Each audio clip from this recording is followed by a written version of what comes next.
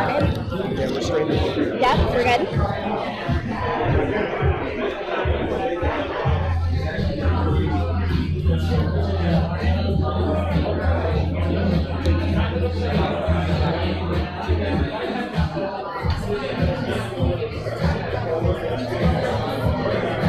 Kyle. Good to see you. Gee.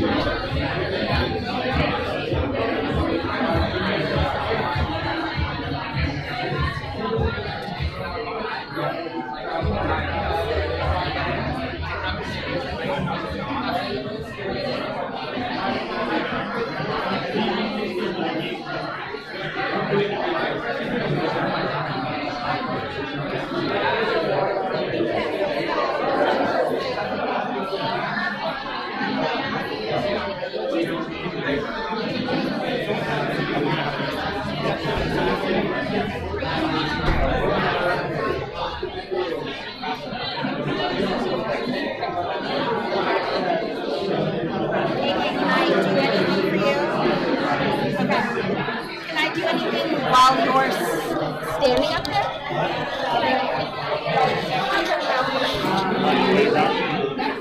So I'm going to introduce you in.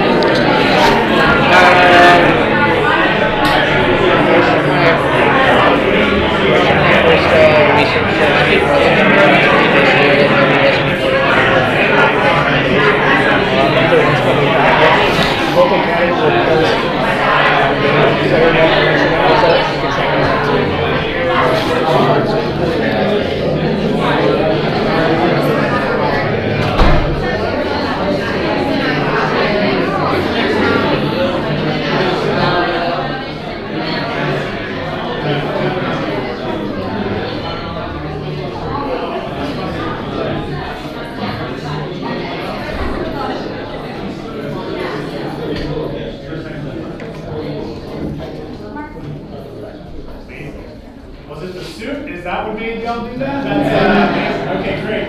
I'm welcome, first of all. I'm so happy that you are here this evening, and thank you for being here this evening. For those of you who don't know me, my name is Rohit Malhotra, and for those of you who do know me, you know that I don't usually wear this suit, but your vice president is in town today and has prompted a transit conversation for us on how we can get from point A to point B today in so many events that are happening around this city.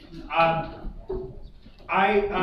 have the privilege of being on the team here at the Center for Civic Innovation, and I hope y'all can join me in first just thanking the team that has been working tirelessly to put this event together. We're going to give them a round of applause.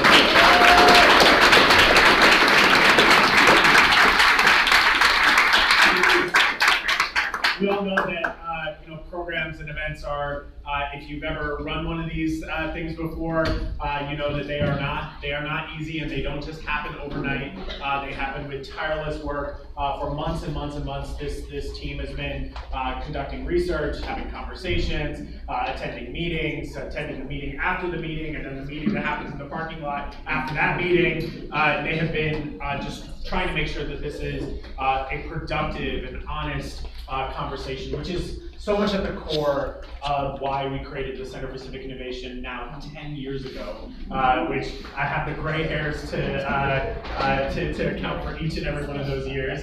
But 10 years ago, we said that Atlanta is inevitably going to grow, inevitably going to change. But the question that we have to ask ourselves is how and for whom? And we started prompting those conversations now a decade ago.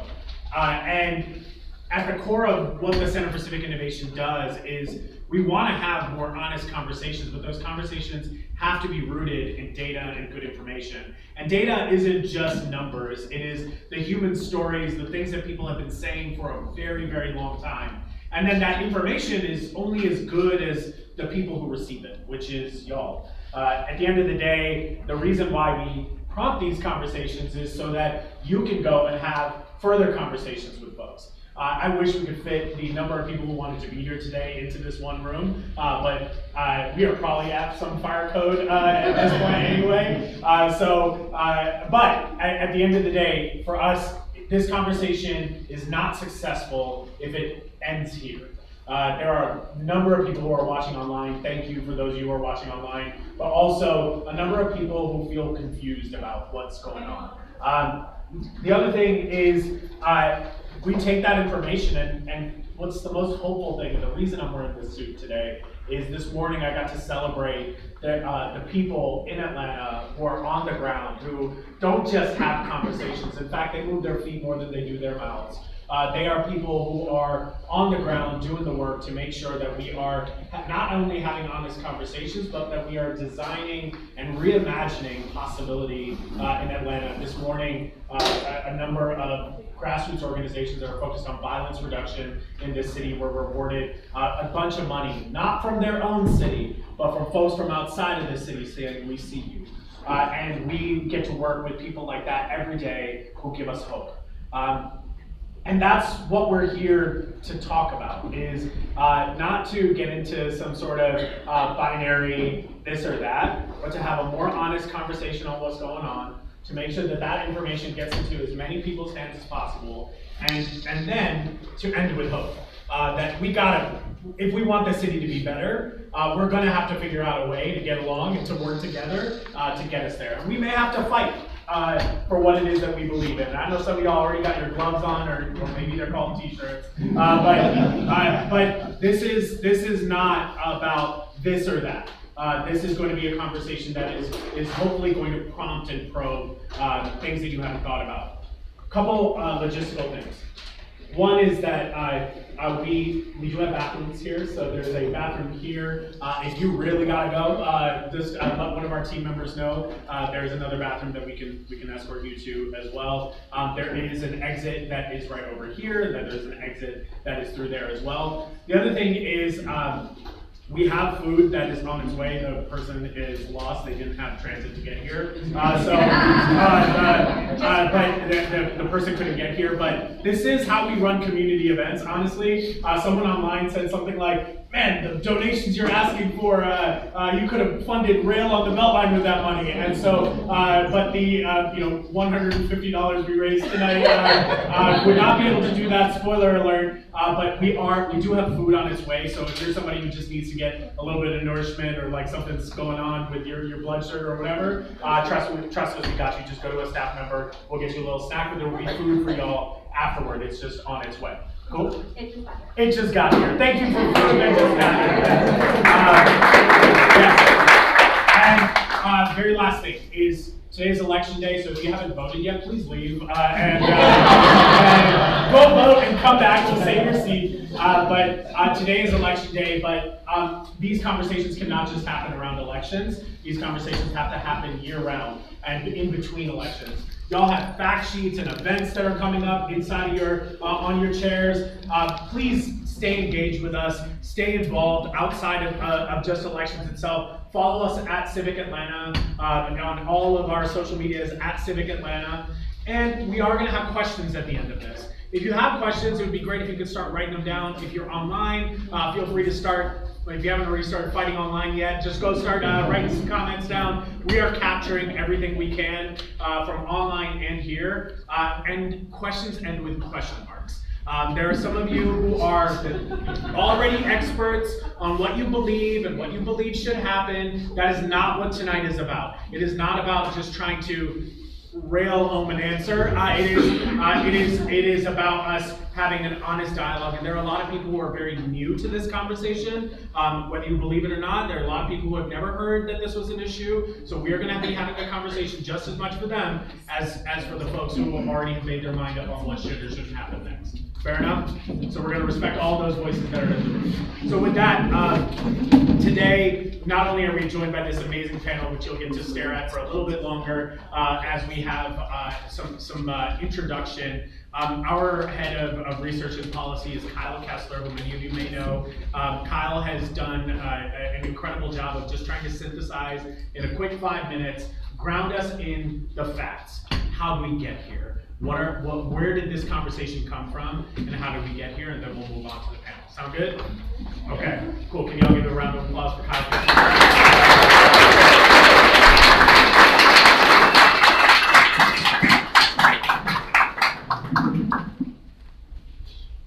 Good evening. Good evening. Yeah, no. Do you need the seat? You can have the seat. Two gets here on the okay. So just I have no problem with that. All right. Just have a quick few slides to go through. I joked with Ryan about his thesis. We're not going to go through the whole thing. Just the piece of it. All right. So first up, why are we here? We're here tonight to talk about the Beltline, but why is that landed here? It's here because of the railroads. So back in the middle of 1800s, there was a series of rail lines that came here to Atlanta and joined in from Augusta to Chattanooga and from Macon, all in downtown Atlanta. Over time, just as any other transportation system can get too crowded, too congested, there was interest in creating a series of belt lines around this central core, and that is what we have as the Beltline today. So here are just a few images from Ryan's thesis back in 1999, identifying the historic belt lines where industrial freight rail still happens, not really on the Beltline, at least not much anymore.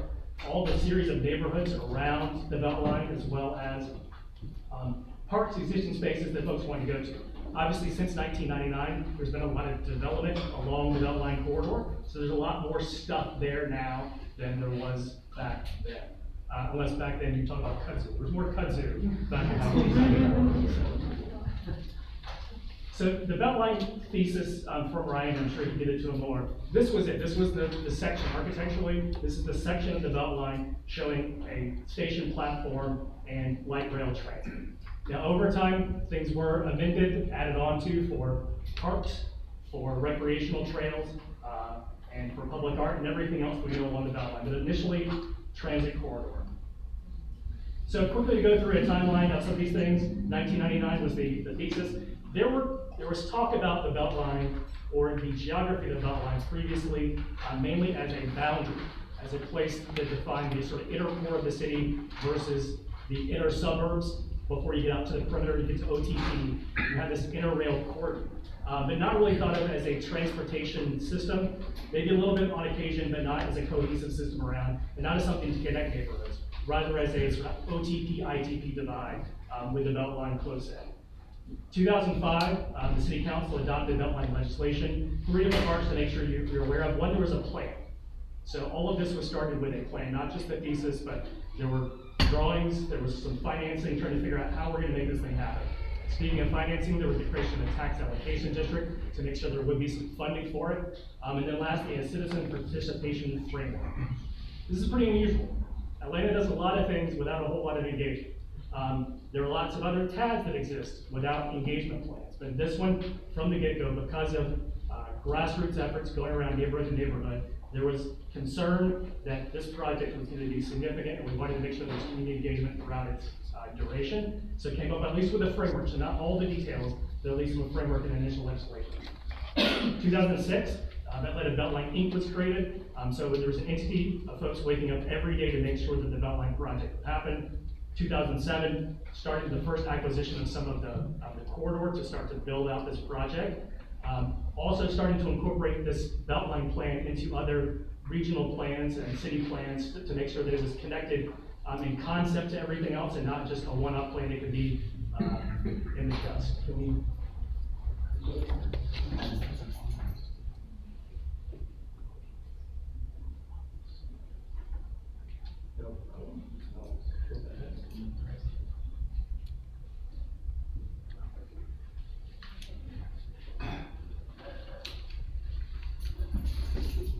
So jump back ahead in time. 2008, the start of the Tier 1 Environmental Impact Statement, or EIS.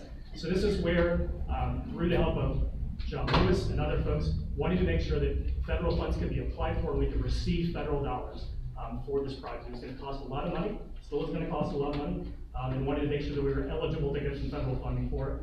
And then lastly, in 2010, the adoption of some of those community benefit guiding principles following on that framework from before. So to get more close to today, 2012, there were a series of sub-area master plans, 10 in total across the whole Beltline. So after 5 years, those were completed in 2012.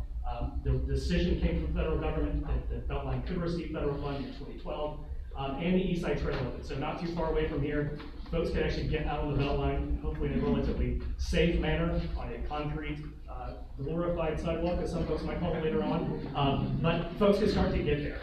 2014, very into 2014, the Atlanta streetcar service began. So starting in downtown, these things weren't necessarily connected yet, but there was the thought of Atlanta wanting a larger streetcar surface rail system. So that service began in 2014. 2015, strategic implementation plan to try to get, once again, figure out how by 2030 we can accomplish all this. What do we need to do week by week, month by month, year by year to make sure that we're on track for 2030?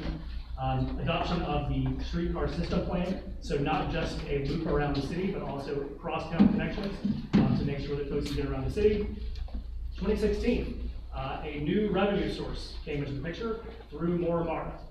There were folks across the city that were advocating not just for this project, but for other projects as well as a new funding stream because the TAD wasn't going to pay for it, at least not exclusively. So that was adopted by voters in 2016 and 2018. The project list was adopted, which included Beltline Rail as a top tier project. 2023, Beltline Transit Study kicks off. That is still ongoing now. Things have been decided for the East Side Corridor, but elsewhere along the corridor, still trying to figure out what the design plans and study for those areas is. And then last year, also ongoing, the design work on the East Side streetcar extension, securing from the existing streetcar line out to the East Side Trail up towards Ponce City Market. So why are we here probably most specifically was just a few months ago, Mayor Andre Dickens announced that he was proposing some infill rail stations on the existing rail lines. Questions came up about what happens with Beltline Rail. So his response to this interviewer on Atlanta News First, you can read it, but I'll read it as well. Is it going to be rail? Is it going to be autonomous vehicles like pods? Is it going to be bus rapid transit? Or do we want to just leave this as a walking trail? That was my very poor Andre Dickens impersonation. But you can find this video online. There's been other sort of follow-up conversations about this, but this was the sort of thing that I think got lots of people's attention, was the mayor, even though he previously said that he was gonna have rail to Beltline, he started to open questions about what we were gonna have on the Beltline. So I will now pass it back. You want to sit down? Yeah, thanks, James. Yeah, you're sitting. Is that 5 minutes or close? Yeah, you did great. Awesome. Can you all give it up for Kyle?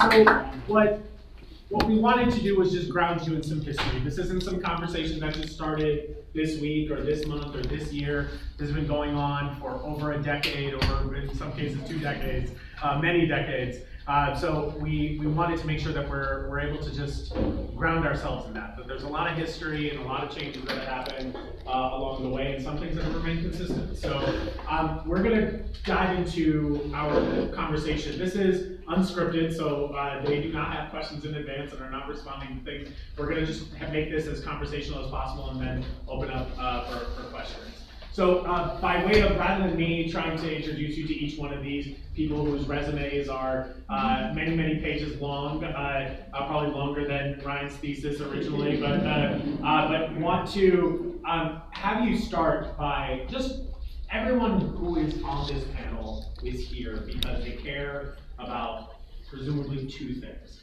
One, you care about Atlanta. You're here because you genuinely want Atlanta to get this right, that this city means something to you. And the second is that you care about people. I don't think anybody on this panel is anti-people, but you may have differences in how you approach that. But I want to start by you introducing yourself. Like, what brought you to this work? What is that drives you? Where does that come from for you that grounds you in this work? And we'll start with you, Ryan, and then work our way back. Sure. Thank you, Rohit, for having us and for convincing me to do this. I didn't want to. It took a couple of years, but we got there. Yeah. Honestly, what brings me into this work is the people of Atlanta. I do love Atlanta. I believe in Atlanta. And the Beltline might have been my graduate thesis, but you don't build a thesis project just for no other reason than it sounds cool. You build it because we're building it because people fell in love with this idea. Thousands of people across the city fell in love with this idea and lived into life. They made it their own. They became authors of what it was that we were doing and how we were going to do it. And to watch the citizens of Atlanta do that, and this is primarily in the early 2000s when people really lifted it to life through a really robust grassroots movement that was bigger than anything else in the city's history in that way. The Beltline became something people could fight for rather than fight against. It was a positive aspiration for their future. And that was just so incredibly inspiring to me. And that's why I believe in it, why I want to fight for it. Because it matters. These aren't abstract populations. These are my friends and neighbors. They're people that I love. And I'm really inspired by them. And they're the reason why I love Atlanta. And they're just really fantastic. So that has kept me here at the table with the Beltline. It's kept me in this work. Even though my work is veering in other directions, it is why you were able to convince me. I'm glad you're here for the conversation. Beverly, can you introduce yourself and what brings you to this work? Why this work for you? Yes, I'm Beverly Miller. I'm a volunteer with Beltline now, and I'm here because I care passionately about living in the city with transit equity, connectivity, and livability. And for me, that's why I'm working to build Beltline Rail. Beltline Rail now is an all-volunteer, grassroots advocacy organization. We work with many volunteers, many of them are here this evening, and we also appreciate the opportunity to be here and to share our mission. And it's very simple. Our goal is to build light rail around 22 miles of the Atlanta Beltline to promote that transit equity, that connectivity, and that livability. Where does that work come from for you personally? What personally brings you to this conversation? Yeah. So my husband Kurt and I moved to Inland Park 10 years ago, and we actually located where we did based on the promise of Beltline Rail. And during that decade, I have seen explosive growth on the Beltline because of the zoning on the corridor that allows for such density. That zoning, of course, is based on it being a transit corridor. So we built the trail, we need the rail. They have to go hand in hand. So for you, it was the promise of something in your neighborhood. Exactly, Gotcha. and that's why I'm here. Great, thank you for sharing.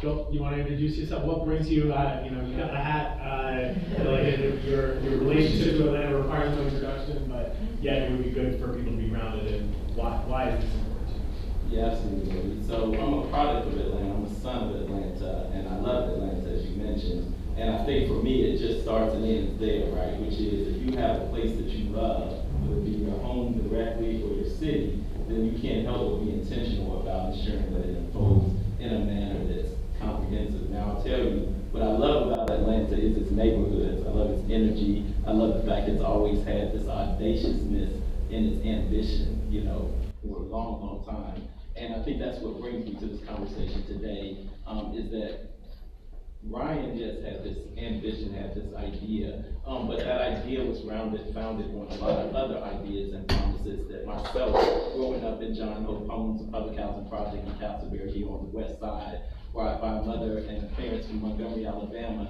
who were part of the civil rights movement. You know, this was a promise for equality, this was a promise for access, economic opportunity. This was a promise for a loving community, as Dr. King said, we all can come together and live. And so that's what really brings me into this conversation, is that as the Beltline was being not just promoted, but promised, it included just mentoring, transit, and green space. And I'm a strong believer that we don't take away from our promises. I have a 15-month-old, and I want to teach him how you say what you mean what you say, and follow through. And for me, it's all about follow through. And one other point is that I live in historic Adair Park, as I mentioned. Neighborhoods is what makes Atlanta what it is. I'm very intentional about all neighborhoods, but also I look at one of the now quintessential sites on the Beltline, which is the Murphy Crossing site, a site that once again has a promise in and of itself for development, for economic access. And so I certainly want to make sure that that promise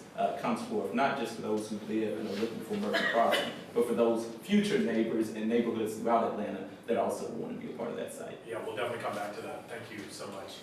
Could you introduce yourself and your relationship to Atlanta? Hello, I'm Carden Wyckoff, and I like to say ATL Hope, you know. Born and raised in Marietta. I live in the suburbs, Marietta, and what does just the city mean to me? As a disabled person, it means freedom and independence. So growing up in the suburbs, I was surrounded by a car infrastructure. And in high school, I was able to drive a car, but I do live with a progressive disability, and so life continues to change every year. And at the time I graduated college, I started transitioning to using a wheelchair. And for me, in order to be independent and live a life of freedom, it meant moving to the city. Yeah. And so that's what I did. I moved to the city, and I've bounced around from different neighborhoods. And for me to continue to just still be independent at this time in my life, I rely on transit, I rely on connectivity, I rely on the community, and also just I love the vibrancy of the city, and I love Atlanta. It's home, it's where family is, so thank you. Amazing. Thank you for sharing that.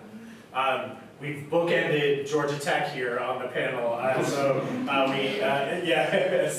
we'd love to hear from you, Hans. What brings you to this work? Why does this matter to you? So I'm Hans Klein. I'm on the faculty at Georgia Tech. I'm also an advisor to Better Atlanta Transit, which some of you may know, you may or may not like or not. I realize that. My background, I study at Georgia Tech. I work on big technology systems and infrastructure, transportation, transit. Also, I do a lot on information and internet infrastructure. In many ways, they're rather similar. And I have mostly looked at the public interest perspective on these technologies. So I've looked at public interest on information technology. I used to be on the board of WRFG. I like their news with Pacifica News Network. I worked with some of the folks here on preserving Piedmont Park when there was the whole debate over building a parking deck in Piedmont Park some decades ago, before some people's time. I'm an avid bicyclist. I've been biking this city for 28 years, since the day I arrived. I love being on the ground in the city. I love the green. I love not being trapped in an automobile. And I've always felt that this is a city, that when I arrived, everybody said it's cars, it's cars, it's cars. I feel, no, this is actually a great city to get on a bicycle. It has great potential for transit. And the amazing plan came up to convert that abandoned railroad track into what's been for me an amazing green space, an amazing place to go bicycling, has since when there were railroad ties there, shortly after arriving, I biked it all the time, I loved it. And that interest in the Beltline, what the Beltline has become, the future of the Beltline, and the future of the city of Atlanta as a bicycle transit, non-automotive, pro-green space. That vision, I love that vision. I think it's happened amazingly in the last 28 years that I've been here, and I want to see that continue to happen. Okay, thank you so much. I want to ground us in kind of the intention in the history of the Beltline. And you know, the Beltline has been referred to as many things, but it repeatedly has been talked about as an equity project. I remember the through line with CCI is, you know, for the past 10 years, anytime we've had this conversation, it's been rooted in the conversation around equity. Deborah Scott was supposed to be with us tonight. She had another engagement that came up, but she also was very adamant that if we're going to have this conversation, we need to root it in equity. We cannot just keep having this conversation as a vanity project or just a fun parks project. It is an equity project. So I want to start with you, Joel, which is, you know, how did Black neighborhoods respond to a tall white guy from Georgia Tech saying, you know what I think we should do is put a little bit of concrete along this trail, like, and all of a sudden it's going to be equity, and it's going to allow people to get from point A to point B. And this transit is so important.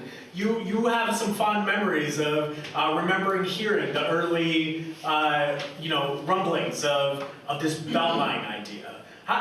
Where were we in, you know, 1999 when people were hearing about it? How were people reacting to it? And in the neighborhoods that you so proudly represent, what was the feeling of, was this an equity project for them, or did this seem like just yet another project that was being sold as an equity project?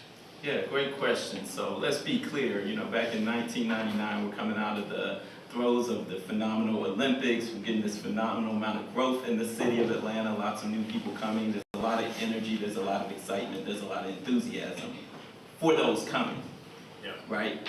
Who are now coming to Atlanta because of opportunity and access and jobs and all this stuff. But Atlanta that's been here, right, was already here, you know, in the 80s and 90s for me, and then long before that. And so it was always about access and opportunity economically. And in that time period, Atlanta was not the central city flourishing as we talk about today. You know, I know folks are living in Midtown, right? Midtown was no different from downtown at that point, right? Like, you could get all kinds of illicit activities right at 3rd and Spring Street, for those who don't know, right where Tech Square is today, in 99 and 2000. And so I mentioned this to say that the Atlanta of that time was Buckhead. Point blank period. It was Buckhead. This is where opportunity, jobs, and then a little bit sprinkled all throughout. And so the idea was, how do you get access to that? Now, we had transit, and I grew up taking the train from downtown Atlanta to Buckhead to Lennox Square Mall and other places. And so at that particular point in time, the opportunity from the Beltline perspective was not about transit or trail. And it was not about green space, I'll be honest. Although this is great things, but you gotta understand, when you're economically deprived, green space is a luxury that you want. And there were parks in the west side and the south side with that, but they were dilapidated parks. They were disheveled parks, so like more green space didn't really matter. Right. But the key thing that unlocked everything was transit. This is something that everybody understood. Is that how it was being framed? Like, when you were talking to folks, if you remember, like, when you were talking to folks, or was it framed as something else? Or was it just a, hey, this will just help us get economic opportunity, or make sure that those jobs that are getting built are for us? Like, how was it being pitched by, you know, elected officials and others to community at the time? We know that there's some revisionist history sometimes, but do you remember receiving it? Was it positive, negative, neutral? Yeah, so it's definitely economic opportunity, just to reinforce. Economic opportunity based on equity. The equity component is that, hey, as we develop this, you over didn't have resources and were flooding long before we flooded a couple weeks ago. It was flooding every single time it rained in the west side and south side. Hey, you're gonna have opportunities to what's to come. Yeah. What exists now, but also what's to come. And so that was the very framing. And I'll be honest, that was the framing for everybody, right? We're in Atlanta. Nobody was like, hey, let's get, as it was mentioned, more glorified sidewalks that we can walk on when it's 90 degrees in June. Right. Think back, like we're talking about 1999, 2000. Like Okay. today, There are right, we songs do it. about that. Yeah, that was the era. Yeah, Yes. we do it today, but that's a different era when you're just saying, oh, right, like That's we're gonna walk 22 miles around to these neighborhoods. Right. No, so the whole point that was Yeah. rational, and I just wanna say this is Yeah. a rationality, Yeah. is, okay, but if you're saying, Joel, I can hop on what already existed, which was at that time, we understood MARTA, we understand transit. Yeah. If I can hop on something like that and get around now to neighborhoods that were very much loved, even then, Inman Park, right? Yeah. Old Fort, and these areas, okay, this makes sense. Like, we don't know if it makes dollars and cents, but it makes sense if they can figure it out. And that was the real premise was, hey, hop on board this economic opportunity train. And then alongside of it, great, like others will get these Yeah. these trails and more green spaces, but it definitely was the transit that really drove that conversation. Yeah. And I will say that it wasn't just west and south side. Throughout Atlanta, in neighborhoods that were more, let's say, elite, the same thing holds, which is, yes, green space might have had a slightly higher, option for them, but still, it was about these other elements. And so I do think that that was always a part of it. And I don't want to disconnect also, when we talk about equity, it's equity for everybody across all of those neighborhoods. And so Absolutely. even though I'm speaking about 1999, 2000, those neighborhoods that I grew up in that were at the time neglected, now those neighborhoods are not neglected, right? Like Old Fourth Ward is fully a thing. Grove Park is becoming a thing. West End and West Side is a thing. West Midtown is a thing. And so I think that was the other point, right? Which is hopefully all of us are going to come up together. And in a case like that, we're all going to want to get to each other. So whether you're living in Inman, wanting to get over to Lee and White in the West End, or living in West End, wanting to get over to Ponce City Market, at the end of the day, that was the real promise. Got it. Okay. Thank you, Ryan. For you, it was no easy feat for you in '99, early 2000s to go around and convince at the time a majority black population in Atlanta that this was a transit project, right? Is that something that you found, because I want to root us in the fact that most projects of infrastructure and of this scale, usually from a narrative perspective, go the same way, which is we go to black neighborhoods and communities, we make some promises, we say, hey, we know you're not able to insert something here, but we got the solution for you. And then when we sell it, we often use the pain and the tragedy and the underinvestment of those neighborhoods to sell projects. And then yet those neighborhoods still were having the same conversations about the same parts of Atlanta. So I wanna figure out, take us through the journey of how did you, or were you successful in making this a conversation around equity from the beginning, and where did it shift, if it did at all? Yeah, thanks for the opportunity to address that, because it's really important for me, because I didn't do that. I didn't do it. Yeah. If those of you who know me know that I'm not the kind of person who goes out and pushes my idea on everybody else. I don't go out and try to convince you to do something that I want to do. I was in that conversation because other people wanted to do that idea, and they brought me in to help them figure out how to do it. So when we started, when I graduated with my thesis, and it was just a book on a shelf, my wife and I moved down to Southwest Atlanta. We were living in Sylvan Hills and Capitol View, not far from where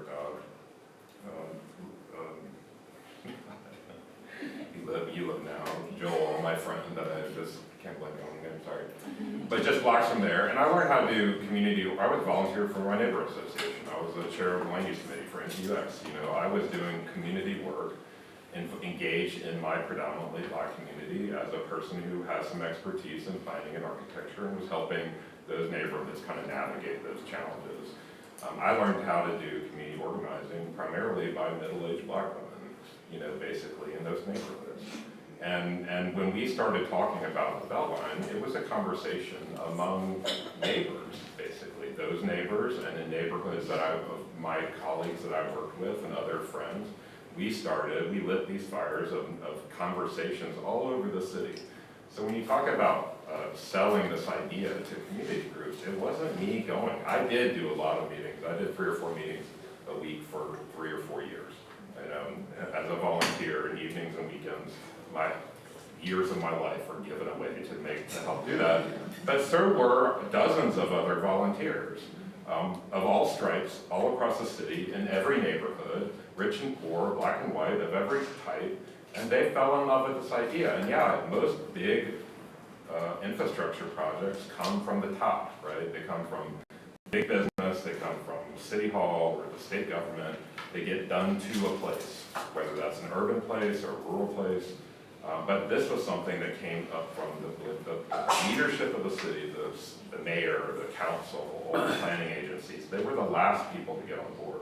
People who wanted this were the people. And so it was always an equity project. It was always all of those projects. It took me, it was literally 1.5 years into that conversation, that movement.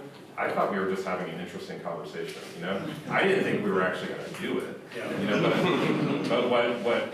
but made me realize that we were going to do it is we had sent out emails to this before social media. We got a bunch of people like this to show up at a group at the Atlanta Regional Commission just to get the project on the list of transportation. We just wanted to be on the list. Yeah. We flooded a room that is normally the public doesn't attend because it's so boring. And I was standing there getting ready to make a comment on the record, and I was standing behind these 2 women, and they're like, yeah, the Beltline, our idea is this 22-mile loop, our idea is 45 neighborhoods. They were talking about our project, and I had no idea who they were. They had claimed it, it was theirs, and you could see that if the people believed in something, that it would trickle up to elected leadership who said, wow, if we want to get reelected, we better support this, and we better figure out how to do it. Do you think that, from a place of respect, do you think that if you were a black woman that this would actually get the attention that it's gotten? No. And why is that? Why do black women in movement building often need someone else to vouch for something that feels like they are pushing for? How do you balance that in this work? I think that is a question that I am not qualified to answer. Well, how did you balance it? Because at the end of the day, frankly, I followed their lead. Yeah. I followed their lead. They said, you should go to this neighborhood meeting. Yep. As a good example, I remember going to Reynoldstown to present this big audacious idea that's going to, significantly transform the opportunities for Reynoldstown.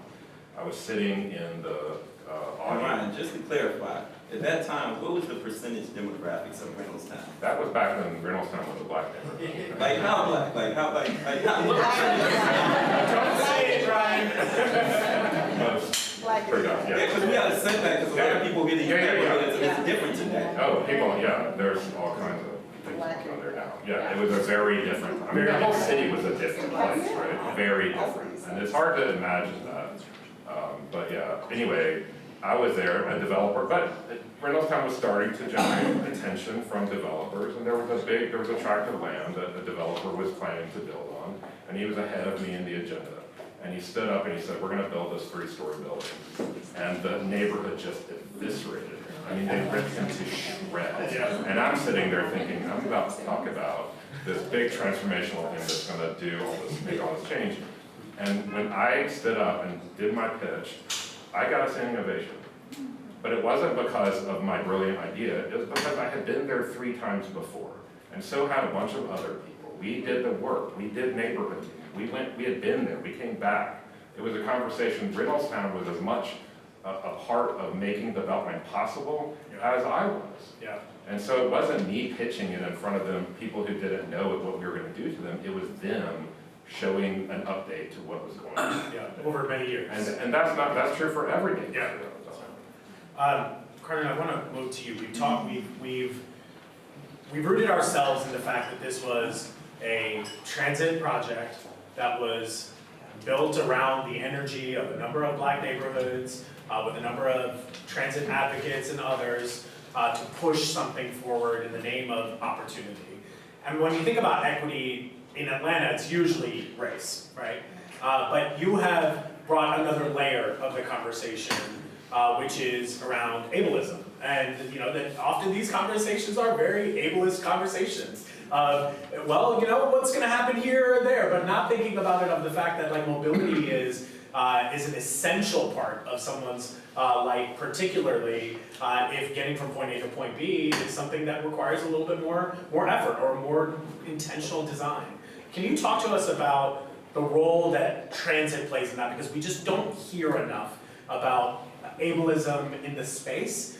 How does that take away from the transit conversation, or what needs to be injected into the conversation so that we can have a more honest and holistic one? Yeah, I think when it comes to disability inclusion, yeah, you're right. Disability inclusion is often left out in all the conversations. It's often thought about as the last thing, and it's like oh, Carden, crap, we forgot about disability inclusion. Can you help us?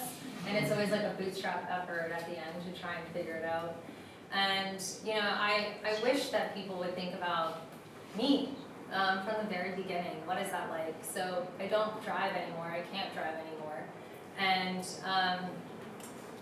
the other thing is I take transit everywhere. My primary mode of transportation is my wheelchair, and it does have a battery, which only lasts for so long, right? So I can't just get on a bike. I can't just get on a scooter and hop from scooter to scooter, bicycle to the battery life is over on this bicycle, just hop to the next one, right? I don't necessarily have that luxury. So when I think about where I'm going, I have to think about it from the standpoint of how much battery life do I have? Can I get there from point A to B? Do I have to bring my charger? Do I have to bring my extra battery? Thinking about the weather and thinking about, when it's raining and pouring down. I want to go from Midtown to Krog Street. Well, there's currently no connectivity to get to Krog Street right now. There's a gap, and there's no transit on the Beltline, so I roll a mile in the rain, right? Hopefully I don't get my wheelchair damaged.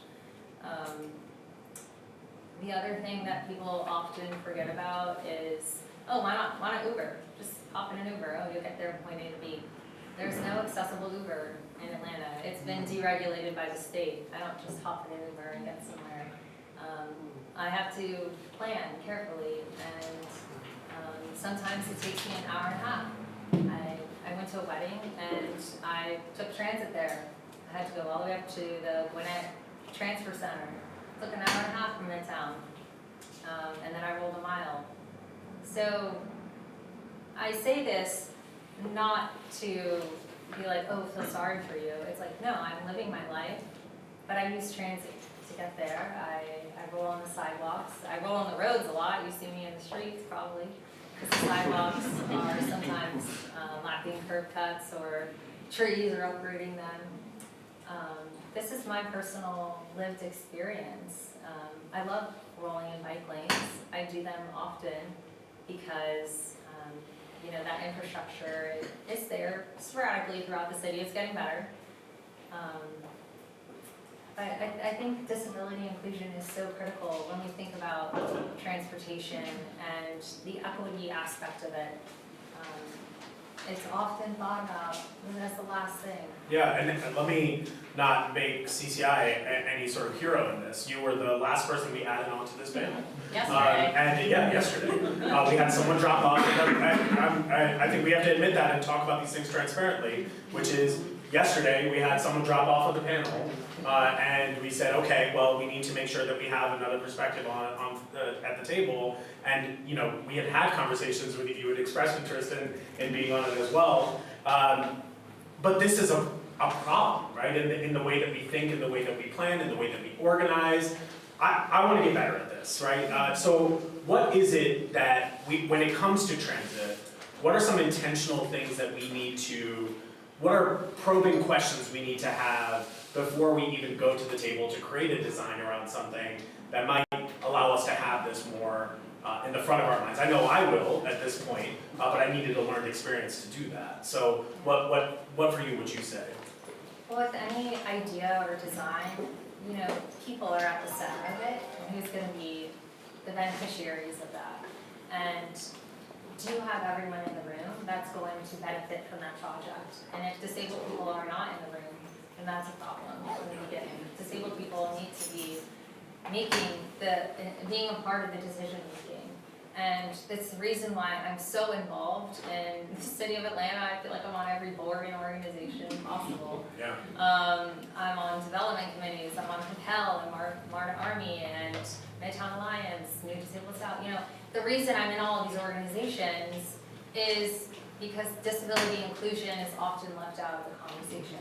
And so I'm trying to shift that narrative and trying to transform Atlanta to think about disability inclusion and hope that, you know, me just like sprinkling around my little disability inspiration and information will help you all to think differently. Yeah, thank you for sharing that. You know, all of this work around the promise of the Beltline has then spurred us to say, okay, well, we have to advocate for it. Beverly, like, it seems like this is obvious. Everyone seemed to have been on board. The plan is there. It's in, I mean, I've seen now study after study, in prep for this, like read study after study, after study, after study, and then another study, and in every one of those studies, there's consistency of what is being said, which makes it weird that you have to have advocacy for something that seems to be consistently bought into. Right. Why does Beltline Rail now need to exist? Like, what are you, and we'll get into the specifics around the infrastructure Yeah. later, but this is the equity portion of the I conversation. understand. So I want to understand, what voice do you feel is not being heard, given that it seems like everything that you are asking for is in all the plans? Yeah, that's a great question, and our goal is to do ourselves a job, obviously. We're here because we believe in the promise of the Beltline.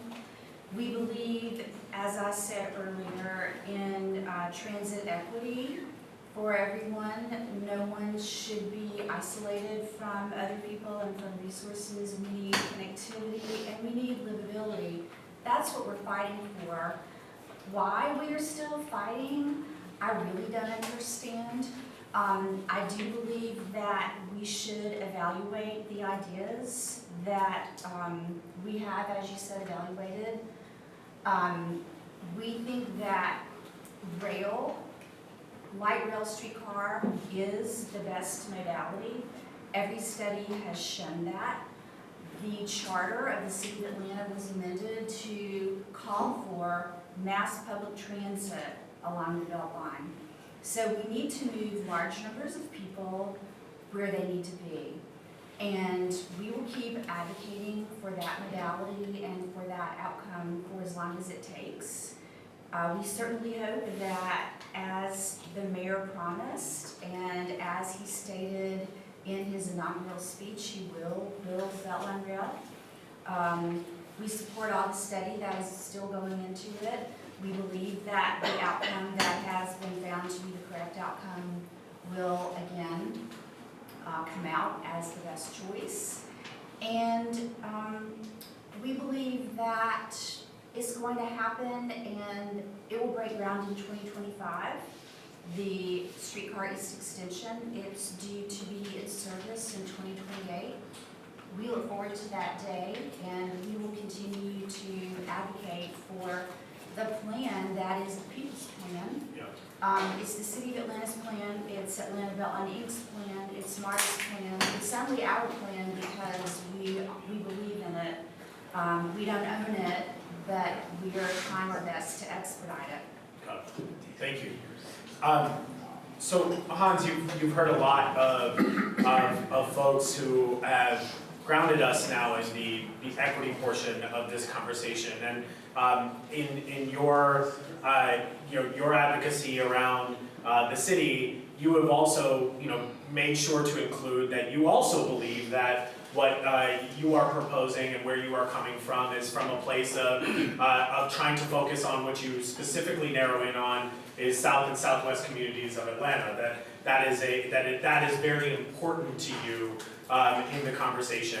It does, you know, Better Atlanta Transit seems to have come out of left field, right? There's like it's newer, it was unexpected, and yet there are a lot of prominent names that are on, unexpected prominent names on the board and within the advocacy room. And I honestly think that has led to a lot of confusion for people to be like, wait a second, if that person who is, you know, the head of blah, blah, blah, and does, you know, community-based work in this way and that way, believes that the current proposal is not what we need to be doing, then maybe I need to reconsider. And opponents of that have said, like, wait, that's just a small group of people saying that.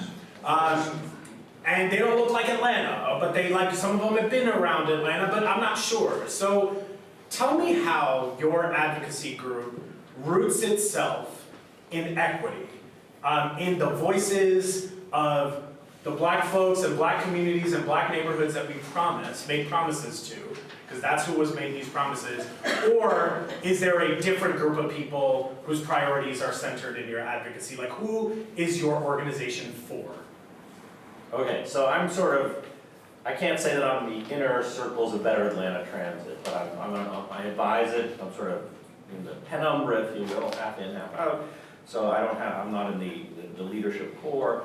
I would say, I think I'm glad the organization arose, and it is committed to the values that we've heard discussed here. Okay. So we've heard so much about equity in particular, that this is a city, to quote your website, it's the most economically unequal city in the United States. And transit can be part of the solution to address that. So transit can promote equity by providing transportation mobility to people who don't have access to transportation mobility, people who have less economic income, and so on. So, but there's other values too, the values of the green space. I mean, there's no debate over the Beltline. Everybody in this room and everybody in Better Atlanta loves the Beltline. And there's some big developers in the Better Atlanta Transit, and they're crazy about the Beltline. They love it, not only because it's a beautiful space, but as developers, that's one of the reasons they built this kind of new urbanism that we're seeing around the Beltline. So there's commitment to equity, commitment to green space, commitment to mobility. So really, to the extent that there's a debate over this, it's over a fairly narrow thing. And the question is not the Beltline, the question is not equity. The question is, what's the best means? We have transit money in play, more MARTA. How could that money best be spent to achieve equity, okay, to achieve fairness in society? And there, the debate is okay, and it's kind of, the debate is a little constrained because we have the more MARTA referendum, there's more MARTA sales tax, it's raising, I think, billions of dollars, made a big list, and in a very specific sense, what are the best projects on that list to promote equity and to make the city of Atlanta better and to promote mobility? And that's really the debate. And with all due respect, I know everybody's got a rail shirt on, and I think Better Atlanta Transit says actually rail is not the investment you want to make to achieve equity. And you might not want to make the investment at this point on the Beltline corridor. The way to best achieve equity is possibly to choose transit routes that now are reaching deeper outside the city. So we've seen Campbellton Road is one of the routes that's out there. I think that probably the average income on Campbellton Road is a lot less than Old Fourth Ward. That's indisputable, I think.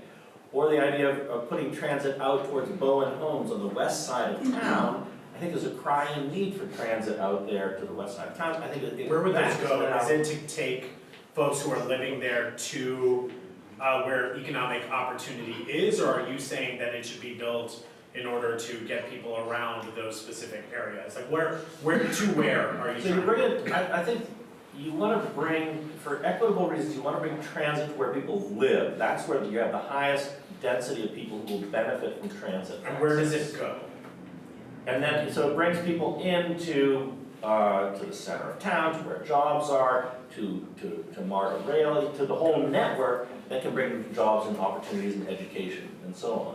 But I think, you know, again, I think if you look at if the choices between Old Fourth Ward and Bowen Homes, or Old Fourth Ward and Campbellton Road, and you say, well, where should we put $250 million to most promote equity? 10 or 20 years ago, in 1995, I would have said Old Fourth Ward, definitely invest in Old Fourth Ward, it needs it. But today, you know, the world's a changing place, and I would say today, let's deploy and invest in transit in some of the more outlying neighborhoods, because that will promote greater equity. So the places that you're talking about, and this will move us to the kind of infrastructure part of this conversation. So you talked a little bit about equity, I want to talk about infrastructure. So this is something that I think the layperson doesn't fully understand. I want to start with you on this, and then we'll get some more perspectives on this. Is what I understand, and I may have to start drawing at a certain point because I'm a visual thinker, but there's like, it sounds like that's exactly what we're doing. Okay. So here's, I genuinely am trying to understand, and I'm a teacher by trade, so that's what I do. So what you're telling me, right, is that there's, I don't know, there's this thing, right? And right now we have rail here and here, right? And then there are neighborhoods, key neighborhoods around here that need to be able to get to places of economic opportunity. That's fair? Okay, so. It might be a little farther out than the survey. Yes, I didn't say I was an artist, I said I was a teacher. So if that's true, and I have these places here, and economic opportunity lives right around, like you're saying the highest paying jobs, right, are right around here, right? And this is downtown where there may not necessarily be, you know, the highest paying jobs there yet. And you're saying that it doesn't make sense right now, and also we have BRT lines, right, that are, I don't know what Will be, yeah. yeah, I don't know what I'm doing, obviously. But this is Summerhill, this is Kenwood Road, right? Like, okay, so there are these lines that are gonna come there that are supposed to get you to these places, and this is place of economic opportunity, and maybe that will start to spread here too. So my question, I genuinely don't fully understand this, is like, you're saying that Southwest is the place where the greatest place of, like, where we need transportation today, right? So if I live right here, how do I get right? What's the best way for me to get right here? Because I probably want to hop onto this guy here, or would it make sense for me to be able to go this way here? Like, why are you speak a lot about a spoke model.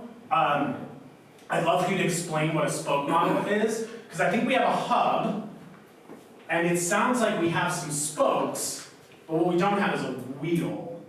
And I'm trying to understand, genuinely, as a voter, what is the best way, if you really care about these folks, what's the best way for them to get to economic opportunity? If you build rail here, I might be able to get to my homie's house, or like go to the grocery store or something like that. And I'm not saying that's a bad thing, but if you're saying this is about economic opportunity and I need to get here, tell me what the best way is to do that. So, according to better administration. Okay, well, no, this is according to Professor Klein. Okay, according, well, I mean, okay.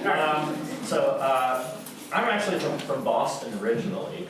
And Boston is called the hub city. And it has a fairly good transit network, a subway network, and it's organized, the reason it's called a hub is because all the lines radiate out from the center. Okay. And so there is, and it does that for good reason, it's a system, you know, it has its drawbacks, and it has its benefits. What do you consider the center of Atlanta for you? What's the center? In some ways, I would say, well, there's, you know, of course, there's Midtown, but I would say everything inside the Beltline, at least in the northeast quadrant, is kind of the center. Okay. So the Beltline has kind of become the center. In fact, it's contributed to turn itself into the center. I mean, hats off to that. But now the question is, how do you bring people to the Beltline? There is benefit to people having people on the Beltline, but I think the pressing question, especially for equity, is how do you get there? How do you get to the Beltline and to that center and to that economic activity? Okay.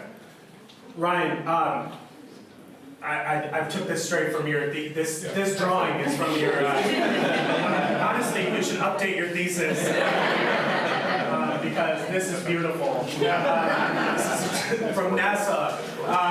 So help me understand, because this is the genuine question, right? Like, and so I'm trying to talk to my friends about this, and I'm like, I don't fully get it, right? Because what they're saying is, don't put a rail going all the way around. Instead, get people to go in, like get to the center. How does this work from your perspective as someone who imagined this? Has this changed in your mind, or does some of the same design principles still stand? Well, first of all, we can't think about it as an either or. I mean, the city's going to grow by 2.5 million more people. The region's going to grow by 2.5 million more people over the next 20 years. That's like moving Charlotte to Atlanta in 20 years, and we're not doing anything about regional transportation. So the urban core is going to take on a much larger share of growth than it has historically. And then through some work I did with the city of Atlanta a few years ago, the city's population is going to more than double. So that's a huge amount of change, and if we're not building transit, we're screwed. And that's not just transit on the Beltline. I think we need to be able to walk to it. So we need both, right? And to Ham's point about those spokes, Atlanta has a bunch of spokes. They're called roadways that go out in every direction from downtown, and they have bus routes. There's lots of ways to get in and out. We have MARTA that goes in and out as spokes from the suburb. What we don't have, to your point, is this thing that ties it around. I also want to make a point on an equity front that infrastructure investment, transit or otherwise, in terms of equity, is not just the amount of money that we put in a place. The point is that that money is put in service to a purpose, right? And the equity is that the people of Atlanta wanted it to happen this particular way. They wanted that loop to be built. And they wanted a future city to be built. Now again, we talked about how different the Beltline was back then. It was basically an abandoned corridor all the way up here on the east side, covered with kudzu. You could barely even walk down the tracks, okay? What you see now is the result of that work. They just want to get there, right? And as that city gets built along the rest of this loop, they want to be able to get to those places along that loop. And that's, the equity is in their ability to get there and their ability to participate in that transformation. It's not going to happen overnight. There's going to be people who come and go as that happens, and the equity to them and their grandchildren, children, their descendants is to build the city they want. Beltline is not a transit project. It's not a trail project. It's a city building project. And look, the city is getting built, just like we said. But if we want it to be for everybody, then we have to do it in the way that the people said that it should be done. And that includes transit as one piece of a robust kind of infrastructure. So Beverly, what are y'all, what are you advocating for happens first? Is this what you want to see, is that loop-de-loop, which is a formal name, do we have enough spokes that are getting to the central hubs that we want to get to? What do you specifically want to see happen in the next couple of years to jumpstart this? Like, what does that look like for y'all? Yes, the particular part of the Beltline that has the density now to allow for this transit to be successful is the East Side Trail. In many neighborhoods around the East Side Trail, the density exceeds 10,000 people per square mile. The density that is there, as I said earlier, is only allowed because that is a transit corridor. That density won't work without the rail. So we advocate for the East Side extension to be built first, but we need a system. Once the East Side Trail streetcar extension is built, anyone from anywhere in the city with a MARTA connection can access all the resources on the East Side Trail. But that's not enough. Can I ask why the East? I think this is another thing when I'm talking to folks. They're like, well, of course they're going to pick the East Side Trail first. Right. They want to take the folks who already got something and give them something more, right? And then they'll get to the South Side, then they'll start talking about us. I mean, we have seen MARTA kind of, and the city say sometimes we're gonna do this, and then they end up doing something else, and this bait and switch happens. So there's almost a fair, like, concern around the idea that you're gonna build this East Side, rail, but it's never actually going to extend. So why do we start with the East Side? Why is that an important place to start as opposed to maybe considering another place to start? Right. So again, we want a system that is interconnected, that connects all of us.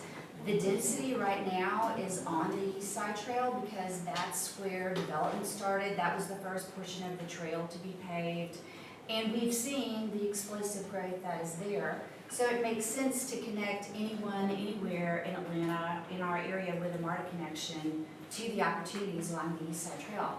We absolutely believe it's not enough. The city will continue to grow. Like Ryan said, we're expecting another 250,000 people in the city limits of Atlanta within the next 20 years. As the Beltline is paved, because the Beltline Trail itself will be finished in just a few years, the same density is going to start coming to other areas. So it doesn't make sense if we don't have a system. We agree with bus rapid transit. We support the North Avenue bus rapid transit that is part of the More MARTA plan. We support the extension beyond Boone to Bowen Homes, connecting to Pond City Market, but it's not enough. And How does but just help me tell someone in Southwest Atlanta, right? That you're building an East Side rail, like a streetcar. Help me tell that. Can I ask a question? Yes. Because like, you think about, why don't we ask the same question of the trail, right? Because the transit is not just for the people who live in that community. The transit is also for the people who are coming to that community. Yeah.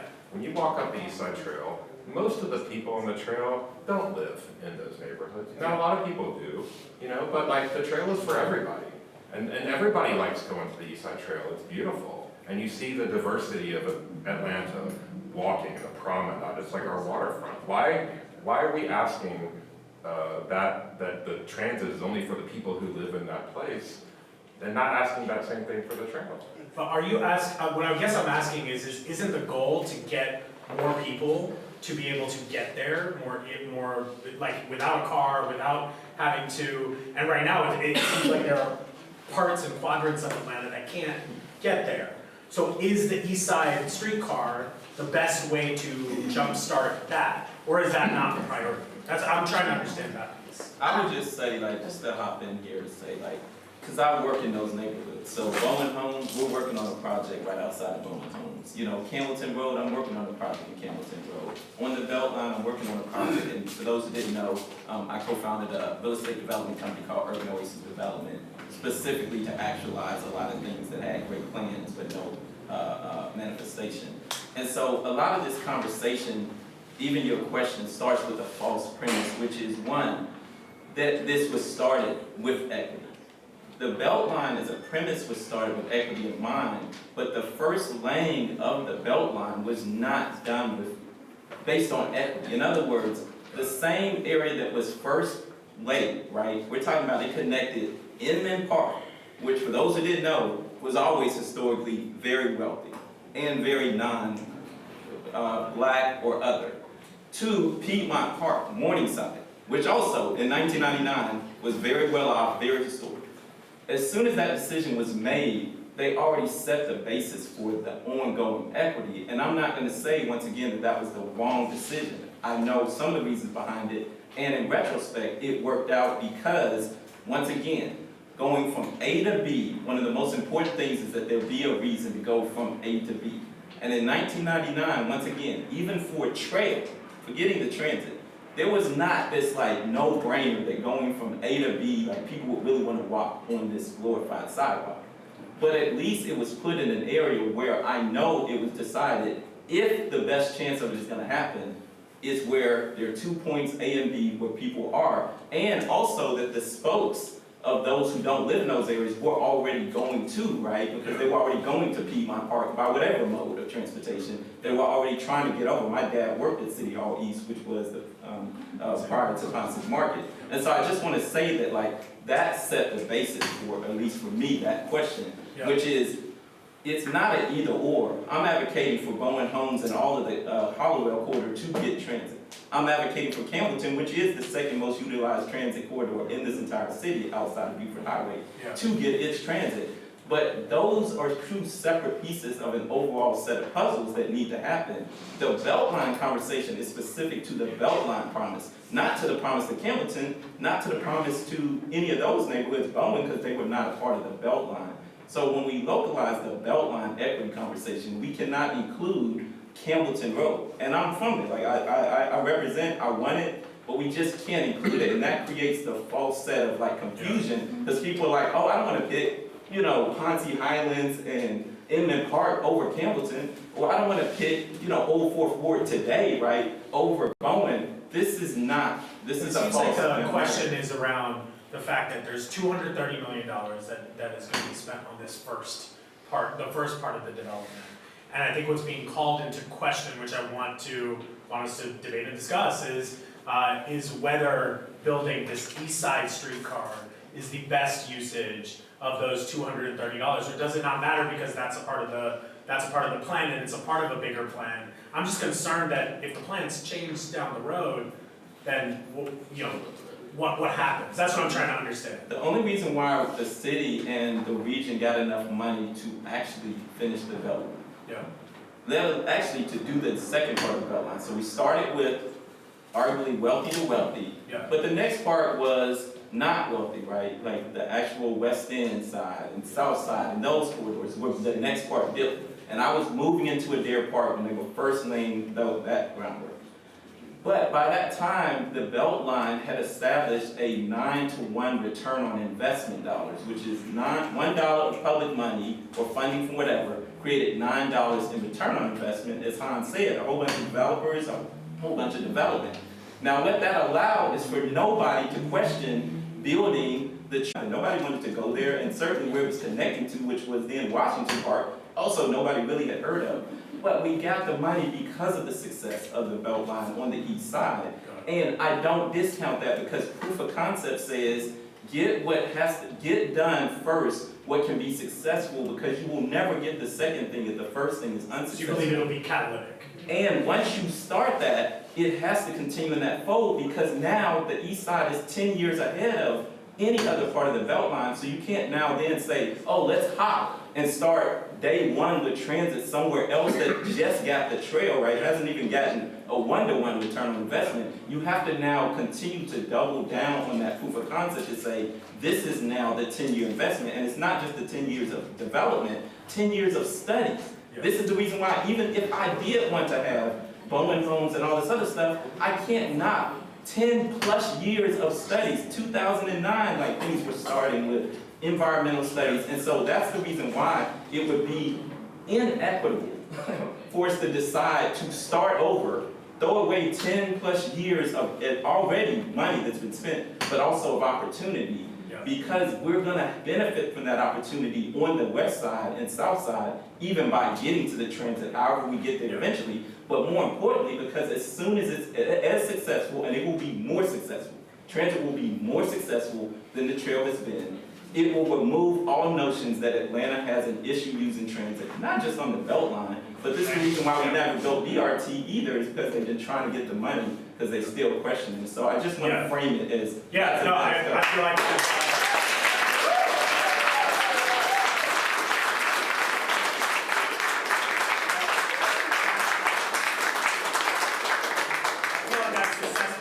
Off everyone on the panel, so that's really good as a moderator. I have two more questions and I want to open it up, so I want to be able to just guide through a couple of these things. My goal is to guide us through a conversation, and then we'll open it up here.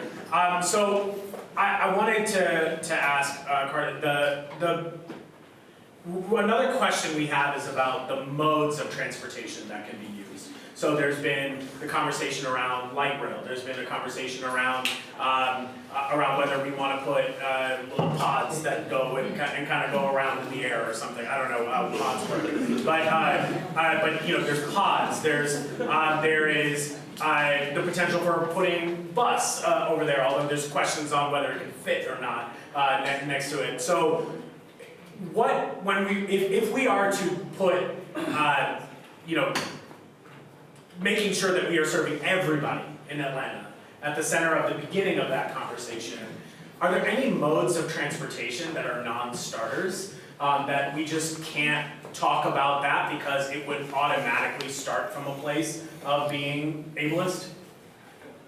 Also, wow. Kind of marinating in that. Modes of transportation.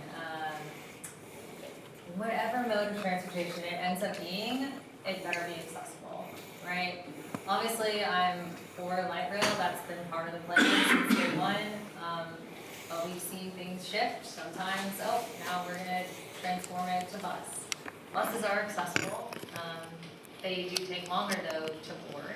If it's not like a BRT route, which has level boarding and et cetera, those ramps sometimes when they pull down, they don't always work every time. Sometimes it takes 5 minutes and they gotta shut it down and everything. So personally, I prefer a train mode of transportation because I don't have to be locked down. Whereas buses or pods or anything that's not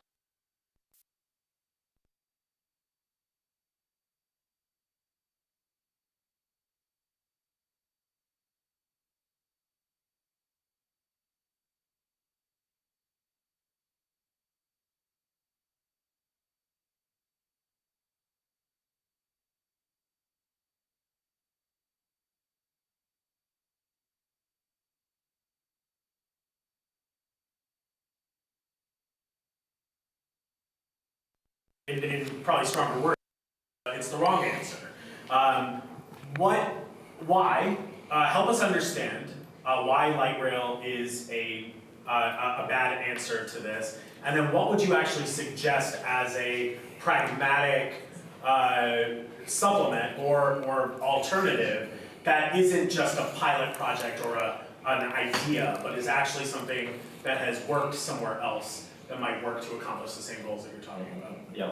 So the advantages that you just described on light rail versus buses, you know, we've all ridden buses, you get shaken around.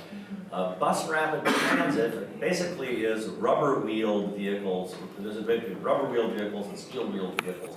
But if you had level boarding, which BRT has, if you have dedicated guideways, which good BRT has, then you do have those benefits, the same benefits of rail becomes comparable there.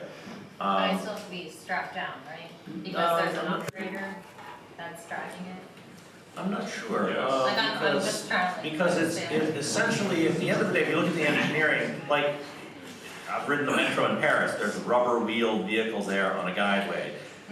Here, If I guess it's on the guideway, then that would be different. Right, But well, versus just like a traditional bus, like on the road. no, because on the road, it's, Stop and start. okay, well, you're gonna get into gradations, because there's also multiple different gradations. But a dedicated right-of-way for rubber-wheeled vehicles becomes pretty close to the rail.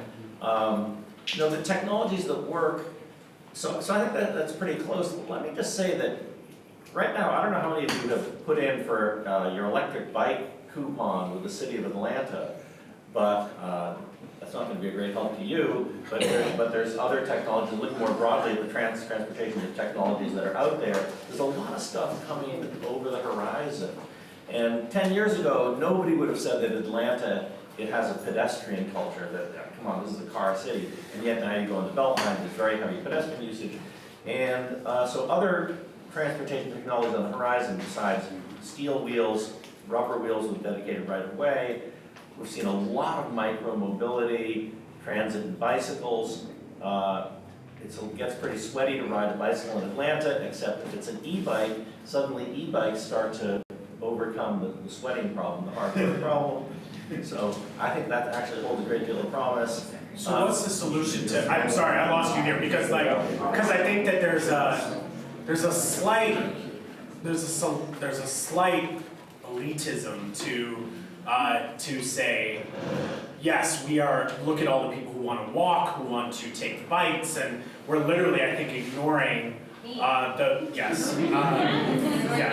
are ignoring a large set of the population in Atlanta that we structured at the beginning of this conversation around, that those modes of transportation are not necessarily accessible for. So I really want to understand if you're saying BRT is BRT and light rail are. But if BRT is not, if it's not accessible for folks with disabilities, is that have you seen a version of BRT that may be better for something like that? Like I'm trying to understand an actual option that is an alternative to light rail. Yeah, I think BRT on a dedicated right-of-way with level entry is comparable to light rail. Is there enough space next to, because I think buses would need the ability to, I don't know what else to say but to do this motion, maneuver. I'm so sad this is recorded. But like, if a bus needs to do this, whereas a rail would not. It doesn't have its right of way, so that if it's. But we don't have enough space for it to do this, right? Like, is there enough space next to where the Beltline is? No, I'm saying that along the Beltline, like, there's not enough space for buses to actually go. Like, transit can go there. We know that it's been studied, but there's not necessarily the ability for BRT to go there, right? So how would we solve for that? Are you saying if the there is the Beltline corridor? Correct. Yes. Okay, so if you would, and I think you're I think you're better bringing people to the Beltline with multiple spokes. So you'll have effectively transit access on the Beltline if you have enough intersection points. But were you to run any kind of transit on the Beltline, you can either lay rail or you can pave a surface, and you can have rubber-wheeled vehicles on one kind of surface and steel wheels on another kind of surface, and I think you'd find them comparable in terms of the quality of service you're getting. In both cases, I would say you're better off instead, if you have transit that crisscrosses the city or that radiates out from the city, then you're going to be then suddenly you're serving the entire city rather than the circumferential route. And if you're on the circumferential route and you're within half a mile of a crisscross point, it's equivalent to having stops along the Beltline. Okay. So sufficient radial routes give you effectively transit on the Beltline. So Ryan, I want you to kind of help us close the loop on this. It's not on purpose. But like,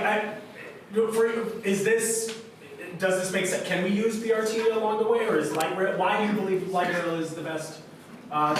How do you advocate for someone who's like, well, buses seem like they make more sense? So for the idea of the spokes, like people on transit have to be stuck in traffic, like going back and forth in Midtown to get like half a mile down the Beltline. They got to go all the way up. That's crazy to talk. So because again, 2.5 million more people equals a lot more traffic. Like even traffic is bad now. Like get ready. So like. Unless you're ready to like dedicate lanes on all those spokes for free-flowing transit, which is not publicly supported, is not in any plan.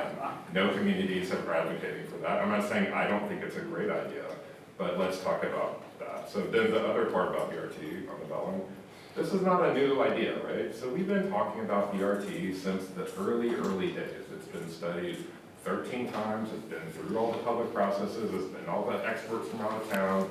We've had so many things. So if you want to study it again, go study it again. Like I'm confident it's going to come back with the same answer that all those studies come back with.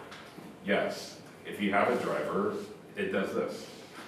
And it means it's wider, and it means it's on a road, which means it not only has impervious surface and all that, but now, because the trail's so crowded, there's a lot of people who now want to use that surface between buses to walk or bike on, which creates a dangerous situation, right? If you do the kind of BRT that has the more fixed guideway, like Hans is describing, you're not saving any money. You know, those systems do work, and there's a place for them.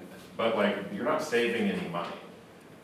And you think about the airport, the train at the airport between concourses, it's basically a bus. It does that, but it has wheels on each side. Some of the metros in Paris do that. It keeps it in place like a train, but you're not saving any money. And it's and the construction of those guideways is much more intense actually than the railway. May I add to that? Yeah, go ahead. The design that we support involves a green track Yep. that goes along with the park-like atmosphere that exists on the Beltline. It's beautiful. It's very common all over the world. Also, we support smaller, low-floor vehicles so that any sort of wheels can be pushed on there. No matter if it's a baby carriage, a wheelchair, a scooter, a bike, it's very easy to board, it's very accommodating.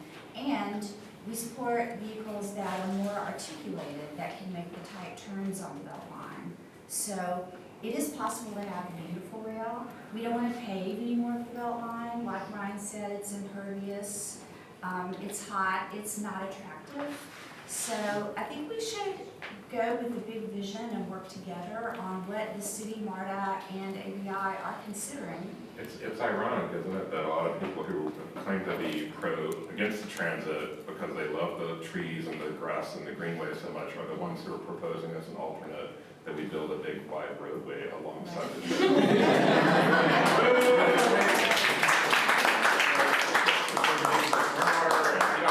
And all those other kinds of complications. And may I say one more thing I forgot? These cars also can be battery powered so that you do not require the overhead catenary, so the trees can stay. And it's a beautiful. ABI has, when they did one of their latest presentations, the trains that they're showing are beautiful. The tracks can be gorgeous.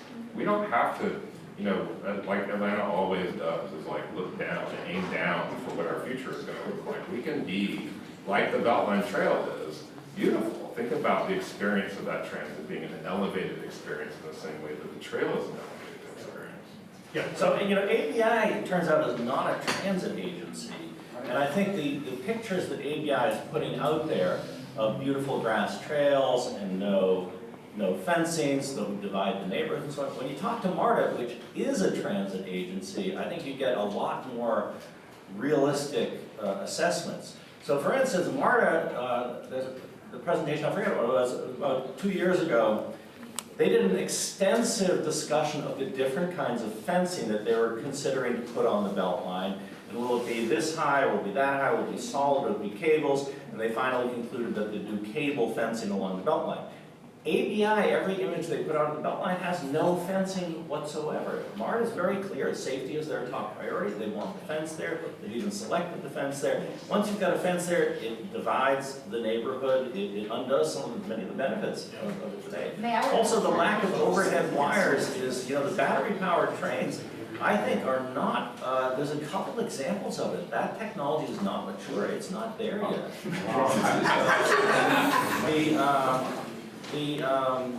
You have it in Nice, you have it in Dubai. There, it is not. It's still sort of it's considered near term.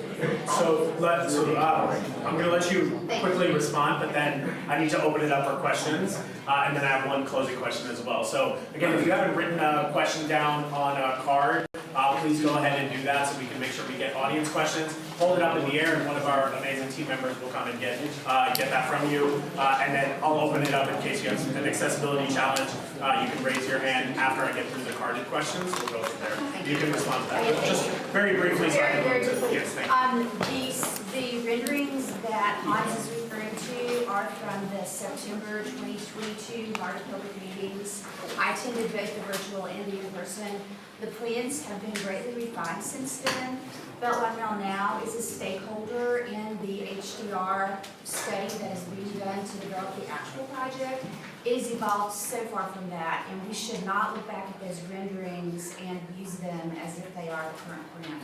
The plan is in development. Also, MARTA might be our transit agency who's going to build our transit line, but it's our Beltline, and we get to set the terms by which MARTA builds transit in the Beltline. That's our decision. Thanks, Joe. I'm going to open it up for some questions. All right, so we got someone on the live stream. Thank you so much for tuning in. The food here has been delicious, by the way. The question here, and I'm going to ask it to one person, and then if you have time when I ask you another question, you can be like, I want to come back and say something, do that. That would be nice. So the question here is, what data demonstrates that transit will be used by people that need it and not just become another playground for the wealthy? What data demonstrates that it will be used by people who need it and not just a playground for the wealthy? Joel, do you want to take that? Yeah, absolutely. So, and I hate saying starting out the negative, but one, the data that made the Beltline exist as it is today did also not exist. There was no data that showed southwest side, west side Atlantans would actually walk on a trail. They always said that they would get on transit, so the data is the historic votes that even created the basis for the Beltline to get started.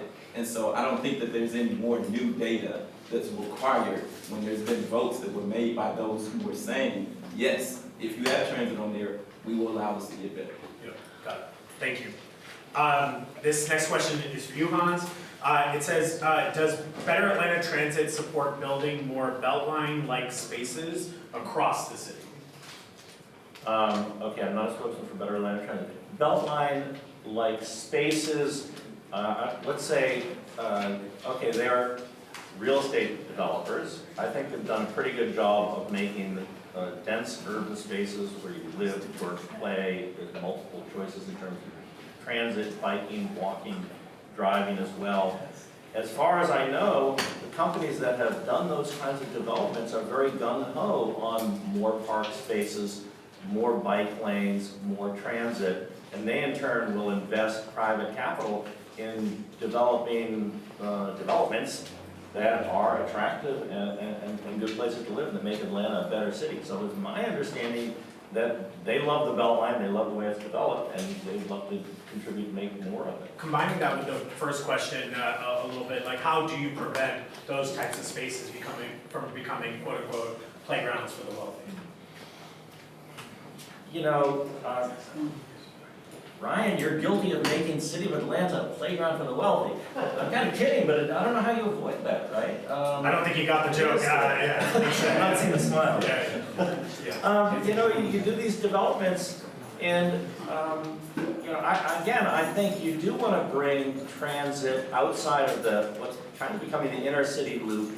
Bring it out. What's going to prevent Bowen Homes from turning into luxury condos, or Campbellton Road from turning into luxury condos? I don't know how you prevent that. I still think bringing transit to neighborhoods that need it, to neighborhoods where people have below average income is a good thing. You know, it's the right thing to do. I think it's equitable, right? Equity. Well, Buckhead was always a luxury area for the rich. And yet we took from John Hope Public Housing Projects the train there every weekend to go and visit and to enjoy. So it's never about that you have these luxury areas. Once again, that's the whole point, is do you connect others to that? North Metro Atlanta did not want poor black people to get to them, which is why for too long we never had more outside of the inner circle. So I just want to be clear. This isn't a class war thing. Like, yes, there will always be economic opportunity, and we hope that as we develop that it does include that and include others. However, it's all about who you give access to these things, and gated communities close access. They're there. It's not the problem that they exist. It's that when they gate themselves off, they prevent others from enjoying and participating. In this case, you're preventing a public realm from being participated in. This is not a private country club, which I would have no problem with. This is a public realm of a developed city. We have to make sure, regardless of whether you develop around it, that you always give access to everybody in the public. Yeah. I want to be clear that question came from the audience, not from me. But yeah, thank you for that. I wanted to ask you, Ryan, excuse me, I'm gonna go to Beverly. Have you all done an analysis of the climate impact that transit would potentially have on carbon emissions, or like how does climate and climate action factor into this conversation? So, I mean, if you have trains that are running on batteries that are charging electricity, it's gonna depend on how Georgia Power is giving that energy, right? But it is a clean energy. I mean, we're promoting electric vehicles. The train is an electric vehicle. The green track is clean. It provides runoff or stormwater, unlike a paved surface. It doesn't have rubber tires that are throwing chemicals up into the air as they degrade. So yeah, it's quiet, it's clean, it's energy efficient, it's safe. Yeah. And it's creating an opportunity for hundreds of thousands of people to live in, a lifestyle that doesn't visit the Dillon Park. Yes, yes. I wanted to ask, Carter, for you, what do you think the economic benefit to come, like there are a lot of restaurants we've seen start to say, some restaurants that, that we used to go to a lot, that would say, I don't want transit near here, and it was unexpected, right? To be like, but I love their food, right? And but maybe are they right? Like they might be right. I don't know what's going on because of their food. But how do you what would your argument be that the economic asset is for a company, or do you think it could potentially be a cost? And are they right that this is going to actually potentially take away business for them? Well, yeah, if you don't have reliable transportation that doesn't rely on a car, and you don't have accessible transportation to destinations, not every disabled person is going to be able to get there. And so whenever I get invited to places, whether that be events or someone's throwing a birthday party at this one random restaurant across town and there's no transit to it, I'm not going. So that is the economic impact. And I'm just one person, one disabled person. I had that, there's one in 4 people are disabled. And within the disability community, usually it's like 10% use wheelchairs or have some type of mobility issue. So think about the economic impact through that in the city of Atlanta when you don't have reliable, equitable transportation. Thank you. So yeah. Thank you for sharing that. Hans, I'm going to combine a couple questions here. The question. For sure. The question here is that when exactly did the conversation around opposition to light rail begin? Is this something that you think people have been against for a long time? Is it something that just started? And if the Beltline is really where the center is the new center of Atlanta, why would you be opposed to putting rail on the Beltline when it would actually bring people directly to connect the loop from point A to point B? So when did the conversation start? I think there's been a lot of people in the city who have been kind of observing, love the Beltline, love the development, were a little puzzled by the idea of running rail on the Beltline, and there's been a sort of trickle of voices questioning it. And then what happened was the streetcar extension east started to finally look like it was going to happen. And a lot of people who thought the idea would kind of fade away were a little bit alarmed to see that. Thanks to Maria's support here, I was invited to write an op-ed in the supporter report with the colorful headline, "Rail on the Beltline would be a train wreck." Sorry, everybody. And that kind of catalyzed a citywide conversation, and it led, so a lot of people reached out to me, people who've been thinking about these sorts of things. A group of us, frankly, started meeting and over beers at the Krog, over at the Kroger on the Beltline. Very nice place to drink beer. And we felt there's a lot of people who are, now that it's beginning to look real, who actually have to speak out. It's not going to disappear on something. Because it poses a threat to the quality of the park-like linear park of the Beltline. Plus, it seems like a very ill-advised way to spend billions of dollars. There's better ways to spend $1 billion that will help somebody like Carton here than putting rail on the Beltline. So that conversation started I don't know, it's been 3 years ago. I'll say also, I remember at the Dad's Garage, there was an open house at Dad's Garage, and I spoke up at that point. I was one of the few voices speaking up against it, but there was somebody else who spoke up at that time questioning it, and that was a formerly elected official from the south side of town. He used to be a state senator. He served on the transportation committee. I think he's pretty well known here. He ran for mayor. And he got up and publicly questioned the equity implications of spending that kind of money in northeast Atlanta. He wanted to see that money spent in the south side of town. And so it was I think that the questioning arose from multiple portals. Okay, got it, thank you. I'd like to know, what is that? What is a more equitable way to get increases? So if you have $2 billion and you want to promote equity, you want to promote mobility, you might even want to promote green space, then the choices are what routes would you deploy transit on and what technology would you use there? And we have a specific example. So that the mayor of Atlanta recently proposed or announced or suggested, I'm not sure what, a rearrangement of the Moore MARTA projects. And he said, let's lower the, well, he didn't talk about rail specifically, but he raised some of the projects higher up. He said 4 infill stations and 1 crosstown BRT.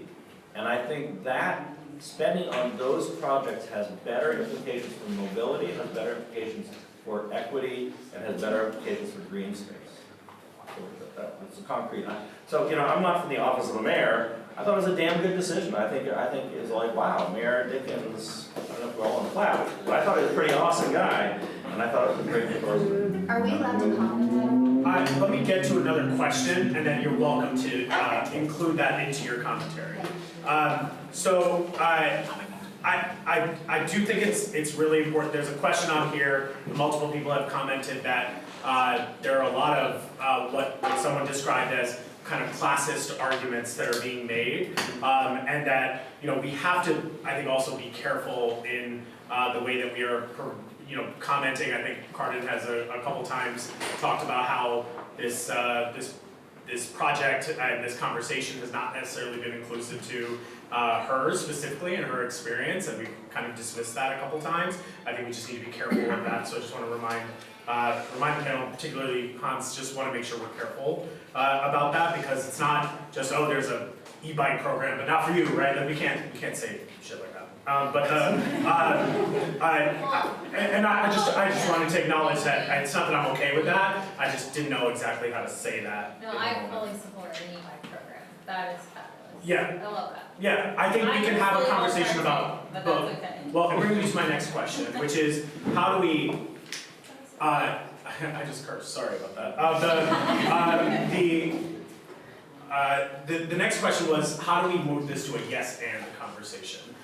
So we'd love to ask that to you, Cardin. Like for you, how do you think we move from a yes and conversation that okay, we need to move forward, and there might need to be the inclusion of some voices of folks who are not necessarily in agreement with the advocacy. I think I will say folks who may have a different idea of not having light rail on the Beltline might feel a little outnumbered sometimes. But how do we include, in the spirit of inclusivity, how do we include those voices that are coming up that are like, I'm not sure if this is a fair conversation. What do we do with that? Well, with any conversation, ensuring that you have disabled voices in the room. I mean, I'll say that time and time again. I do feel that with the current proposed project, I've been involved in those public engagement meetings and have critiqued various, disability aspects of it. And I think, I'm just one person, one lived experience. The way that we bring equitable conversations is by getting other disability organizations within the city to be a part of the conversation. Like New Disabled South, Georgia Stand Up does a lot of that. I wish Deborah was here as well. But having those organizations, having the Center for the Visually Impaired, there's so many other disability organizations within the city of Atlanta that are a critical voice. And if we have those people in the room and we're able to come to like a collective agreement, I think that's the yes and. Got it. Joel, someone asked a question around the fact that there are neighborhoods like Grove Park, Centerville, and Campbellton that don't always get visited and to have community-based conversations with on a regular basis. Given that this is, you're literally building, transit-oriented development in some of these neighborhoods and to connect folks from these neighborhoods, what are you hearing? What is the feedback that you're hearing? Are people like pro light rail, not light rail? What is the layer of conversation that the neighborhoods and the communities that you've centered in your work really saying? Part of this question. Yeah, so let's focus on where the conversation actually has been happening over the last 3 years, which is Campbellton, because it hasn't yet come to Grove Park. Like, we need transit, we need all of that, and it's coming. But Campbellton had a very intense conversation around this. Campbellton Road corridor promised light rail. Many moves ago, by multiple mayors. By the time Marta, who is now leading that discussion to actualize it, was then recommending, after additional studies, right, that bus rapid transit would produce a faster result and a cheaper result. This is what eventually was, and I'll just be honest, like pushed onto the community. The community never actually bought into that, and they went to the board of directors on the day that Marta voted for BRT and continued to express that. So I will say that light rail has always been what, for communities of color that were disadvantaged, they can connect to. The reason being, and this is what I told Marta after the fact, you all don't understand. You think that this is a technology conversation, and it's not. For people of color who have seen bus routes since I was growing up get chopped and eliminated year after year after year, it's impermanent. It does not mean anything that it's a bus, because they can take that away from us just like they have the previous 10 years. And so if they had understood that it wasn't about technology, data, and all this stuff, you're missing the human element and being where people are at and their actual experience. They would have completely changed the framing of that. And I've studied BRT and light rail, and I was like, I understood why BRT was there, but it's the framing. So because that was already the case, like they definitely want light rail over bus rapid transit. Then as it relates to the Beltline portion, at this point, a lot of people are just disenchanted, right? Like they just don't believe they're gonna get whatever anyway, because it's already been taken. But I will say, at least in that specific example, they clearly were for light rail, and that was not necessarily on the Beltline. But trust me, if it was desired there, it would be desired on the Beltline. Now, mind you, there's a big difference, because as Ryan noted, bus rapid Campbellton is already a hardscape. So also it makes sense, right? You're just hardscaping on top of hardscaping. It's non-dedicated, it's becoming dedicated. The Beltline is already dedicated, and it is not currently hardscaped. So I would just say that, like, even if you start bringing data into it, then it's still gonna make more sense to do it in that context, especially since the bus rapid transit that will be enabled also would not have cost savings. But that's a real conversation that really happened. I'm not speaking that on behalf of Joel, I'm just. Yeah, for sure. Yeah, quick clarification. By the way, in case it's unclear, I am in no way advocating bus rapid transit on the Beltline, right? I'm advocating as the intersecting, bringing people, bus rapid transit to the Beltline, but not on the Beltline. Do you believe transit needs to be on the Beltline itself? No, I think that you have, if you effectively have transit on the Beltline if you have enough points of intersection. So, the mayor's plan creates 6 new transit stops, 4 MARTA stations, and 2 BRT lines. That's 6 new access points of transit. The streetcar extension east only adds 3 transit stops. So in fact, the mayor's plan actually has more transit on the Beltline. It goes to yes and, right? It's not one or the other. But I wouldn't put transit, I'd say save the Beltline as a, you might. Your perspective is don't do it around. Correct, yes, it's precious greens. But I don't understand, so this is part of the conversation that all due respect, because these are my fellow neighbors of Atlanta, and I respect that, and all due respect to those who gathered together at a Kroger that used to be called Murder Kroger because it was so disconnected and disadvantaged, and now is a great place to get beer. All due respect to take that day, right? Over the last 5 years, that's great. But there is no Beltline without transit. Like I feel like people think they can disconnect pieces. The Beltline was transit, green space, trail. I would be saying the same thing if we didn't have trail and green space, because that is the definition of the Beltline. There is not the ability to change the definition. If you do change the result, it is no longer a road, it is no longer a car.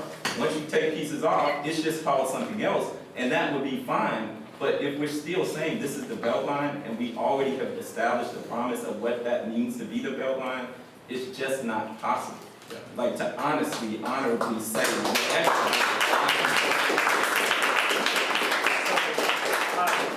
Two more questions from the audience and a closing question, and I'm about to get eyes daggers from my staff telling me we got to wrap. So, Beverly, want to turn to you on.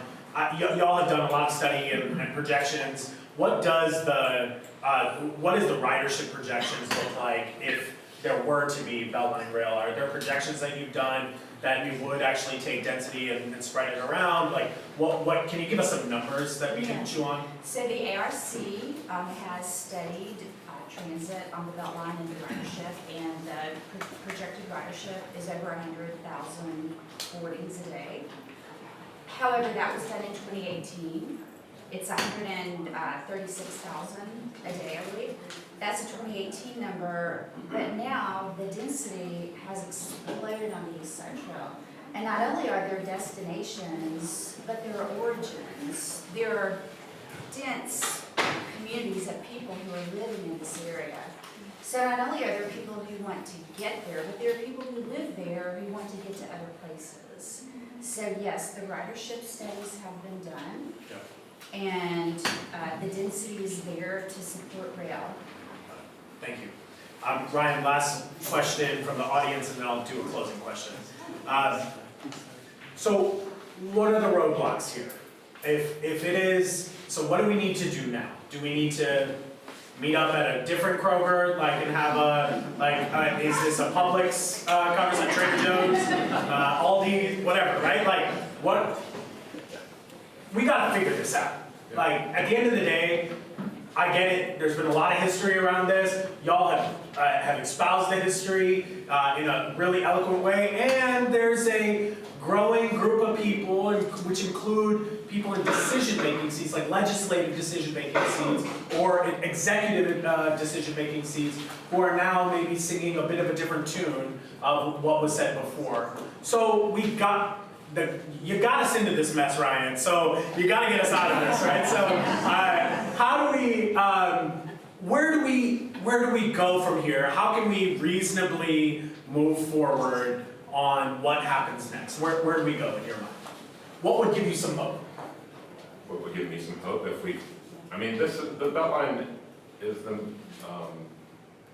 has been a part of more public engagement than any project in the city's history, right? So we have a long track record of determining what we want for this quarter. We've done all the plans, we've prepared. I think looking ahead, we look at what's needed now to actually begin to implement. It's time to build something. And we shouldn't be talking about whether we're going to do transit on the Beltline. It would be much more interesting and more constructive if we talked about how to build Beltline transit.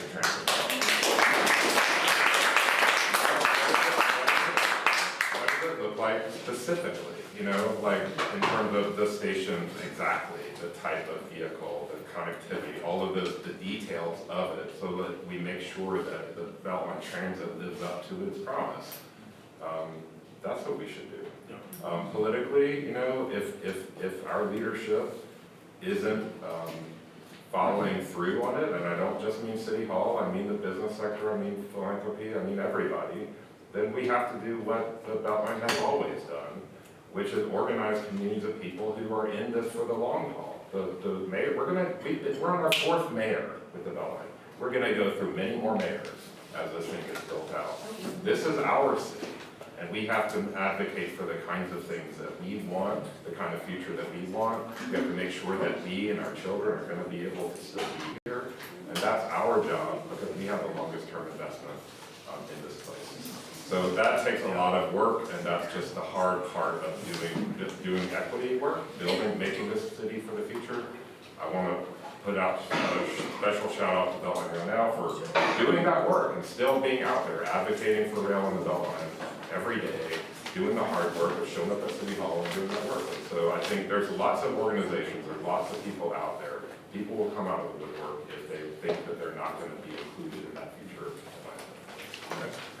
Closing question, and I'm going to read, I want everyone to know we've invited a lot of people to be a part of this conversation. Some people could make it, some people couldn't. We invited Atlanta Beltline, we invited people from MARTA, we invited people from the city repeatedly, and I think now I know why they didn't show up, but in all seriousness, they were adamant that they wanted me to read this, and I think it's going to prompt my last question. So it says, Atlanta Beltline Inc. is extremely grateful for the Center for Civic Innovation's continued commitment to engaging the community on issues that matter most to our city. You're welcome. Even though I'm not able to join you tonight, I am excited to continue this conversation concerning transit along the Beltline.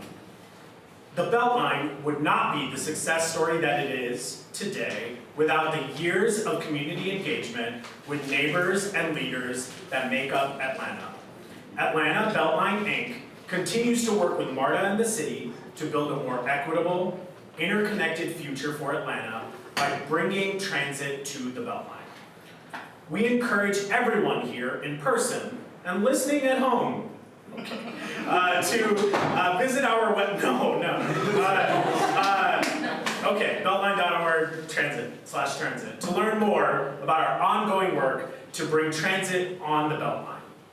I also encourage you to share all the thoughts that you have with MARTA, the mayor, and your council member. Okay, so my last question is on mayor, MARTA, and council member. And thank you to the Beltline for offering that statement. Mayor, council member, and MARTA. I want y'all to be able to give a closing message to the mayor, council members, and MARTA about very specifically what we want to see. And the reason I want you to do that is because we have seen differences in what was said before and what was said now. I actually read, you may not know this, but during every election cycle, we interview candidates for mayor, we interview candidates for council and other positions. And, you know, nobody pays us for this. This is like, we get our feet held to the fire. Nobody wants to fund this. So that's why we charge $25 as a donation. But it's very difficult. But during the conversation with the current mayor, one of the statements that was said, not here only with us, but also in another survey was, if we don't build rail right now, other aspects of our life will suffer. And that this is an urgent issue that we must act on today. So there's clearly a sense of urgency from this administration, which would make me think that they would want to act immediately. Similarly, council would probably want to act immediately, and MARTA needs to act immediately. So let's give them a message of what you believe should happen. So I'll start with you, Hans. You're speaking to the mayor, you're speaking to council, it's just you and them, you're looking them in the eye, and you're saying, yes. I got 3 things to say. Okay, look them right over there. Hello. Implementation. Great ideas. We talked about 4 MARTA infill stations. Let's get those going. And if they're going to be funded by selling air rights to developers who will pay for the MARTA station, move forward on that. Let's implement the 4 infill stations. Bus rapid transit, I think it's great. It requires setting aside rights of way on city streets. Let's take that space on public roads and set it aside for transit. That's what's going to make this plan work, is going forward with implementation, rights of way, and implementing and building those infill stations. Thank you, Hans. I appreciate you being here. Cardin, can you please look into the camera? You're talking to the mayor, you're talking to your council member, you're talking to MARTA. Tell them what they need to prioritize and act with in urgency. Go ahead. Well, thank you. Councilmember Amir, Nair, Andre Dickens, President Shipman, and colleague. Please build transit on the Beltline. And it better be like Rachel.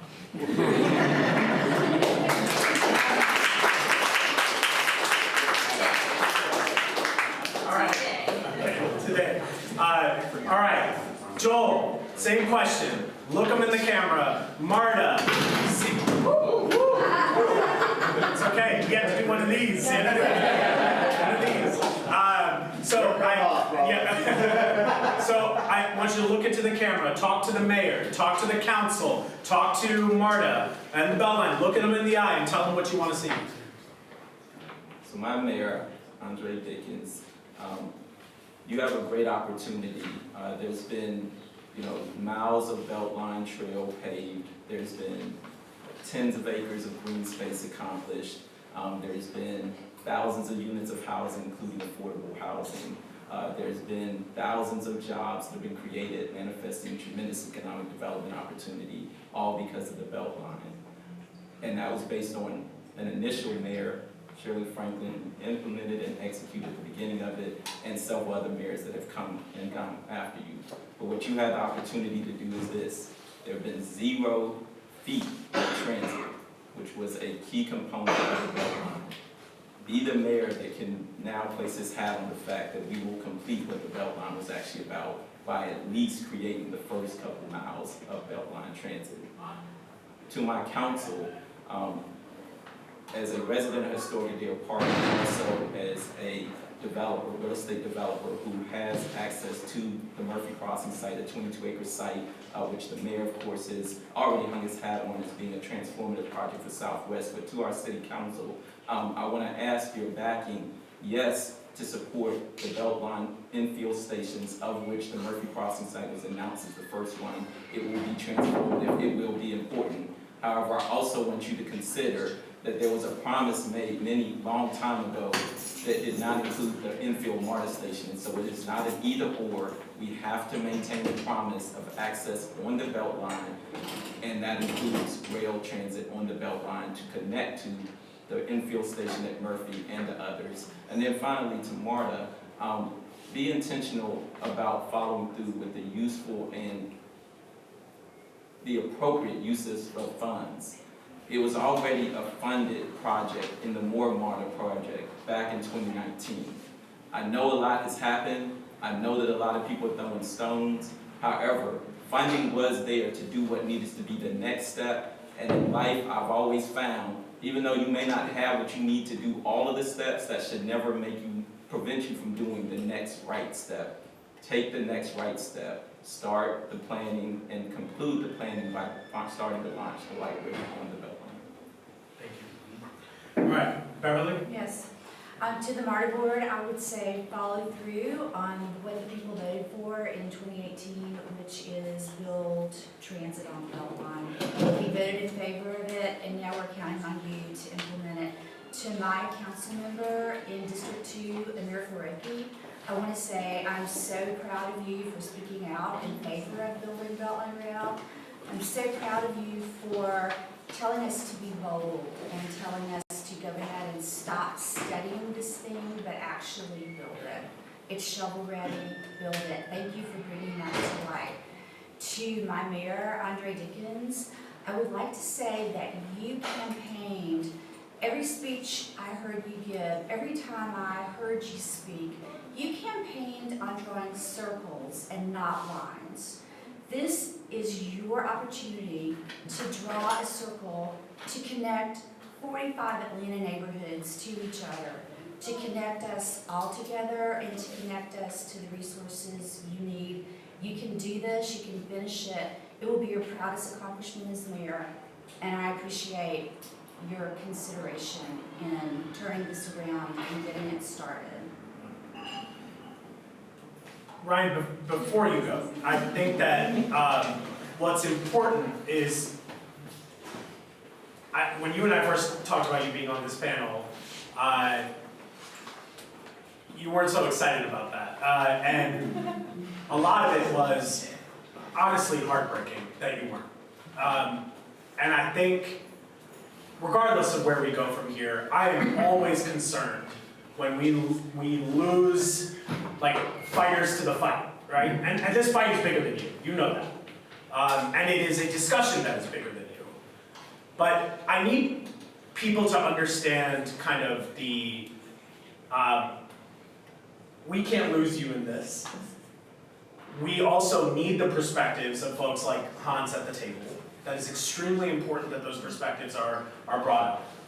But I think people are going to be looking to you to help us get some direction. So I want 1999 Ryan.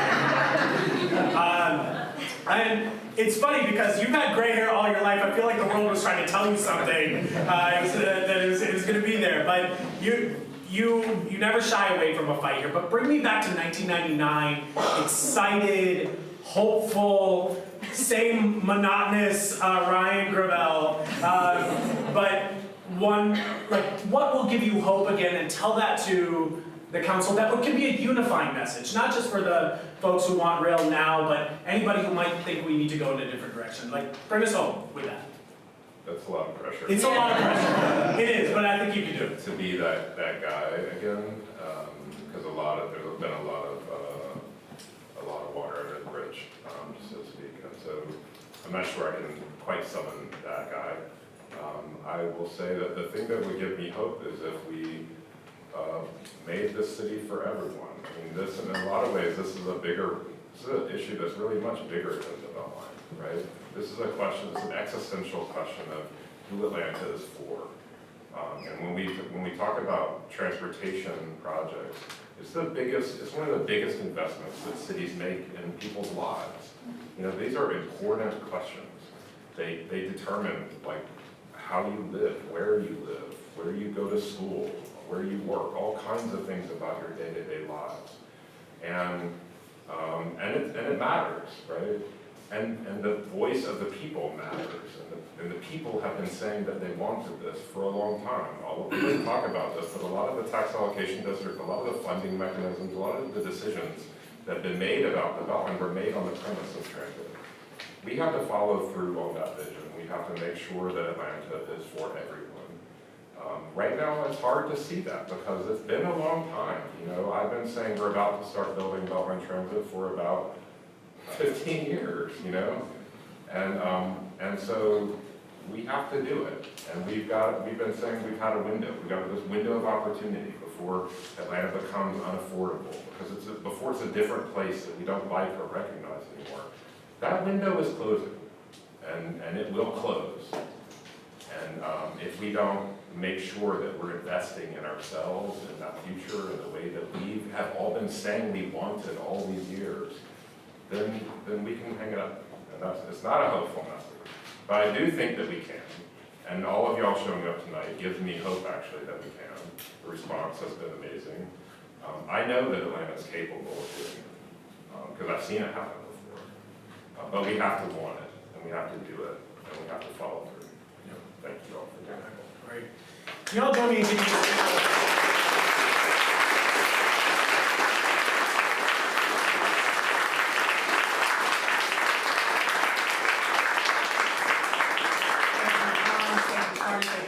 Thank you, Beverly. Thank you, Ryan.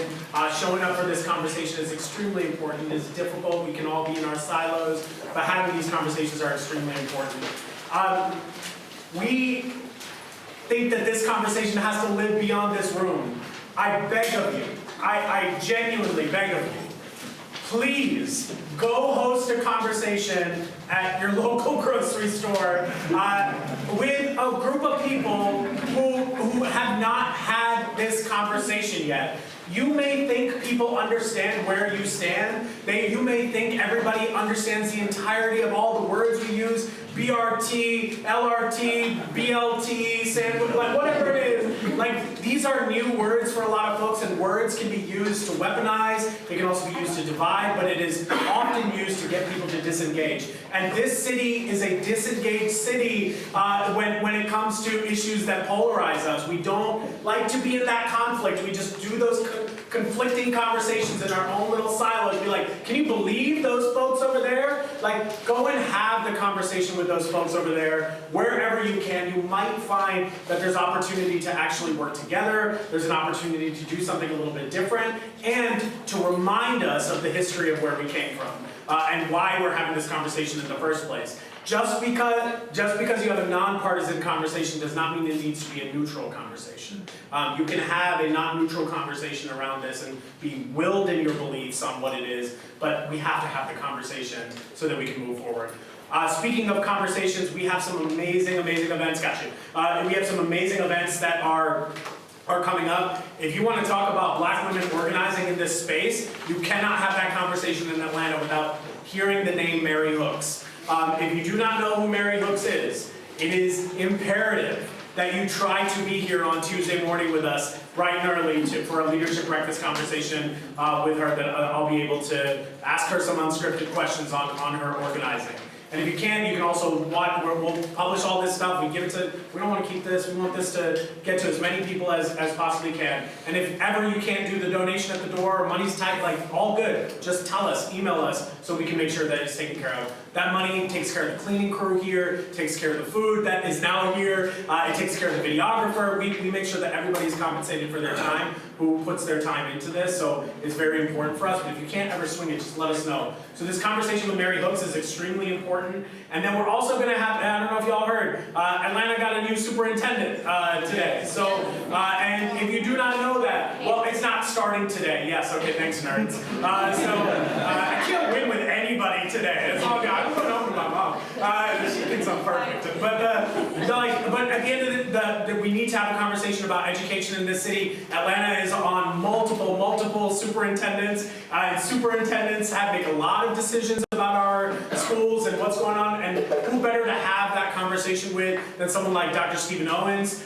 Stephen Owens has dedicated his life to research around education. We're also going to be having a breakfast conversation with him that's coming up. And last thing, if you know folks who are doing great work in this city, here what we do way too often is cut each other down. And I got plenty of critiques of leadership and folks who say one thing and then do another. But then there are other people who consistently show up for neighborhoods and communities, and we do not give them their flowers while they're alive, and we do not support them and uplift them the way we should, and we lose people to the game. And that is a huge issue in this sector. If I could spend the rest of my life doing one thing, it would be to make sure that these folks can survive doing this work, because it is heartbreaking how many people we are losing in this. So we have to celebrate them. We have this thing called the Good Trouble Honors, which is named in honor of Congressman John Lewis, which celebrates the good troublemakers, some of them who may be in this room today. I encourage you to all you gotta do is put their name forward, so that a community of their peers can go and say, here are some folks who we really want to celebrate this year, and the folks who we don't end up celebrating on a stage, we continue to celebrate in other ways throughout the year. So if you have names of people, let us give them a nudge of encouragement that their peers are thinking about them. You can nominate someone from the Good Trouble Honors until June 27th. But whatever you do, please stay engaged in this conversation, whether it's with us, whether it's with one of these amazing individuals or organizations that are here. But I appreciate you for showing up. It really means a lot to us. I hope you have a wonderful rest of your week. I said I saw it and I didn't even do it. There is a feedback form on there. If you were feeling a type of way about something, write that down. But if you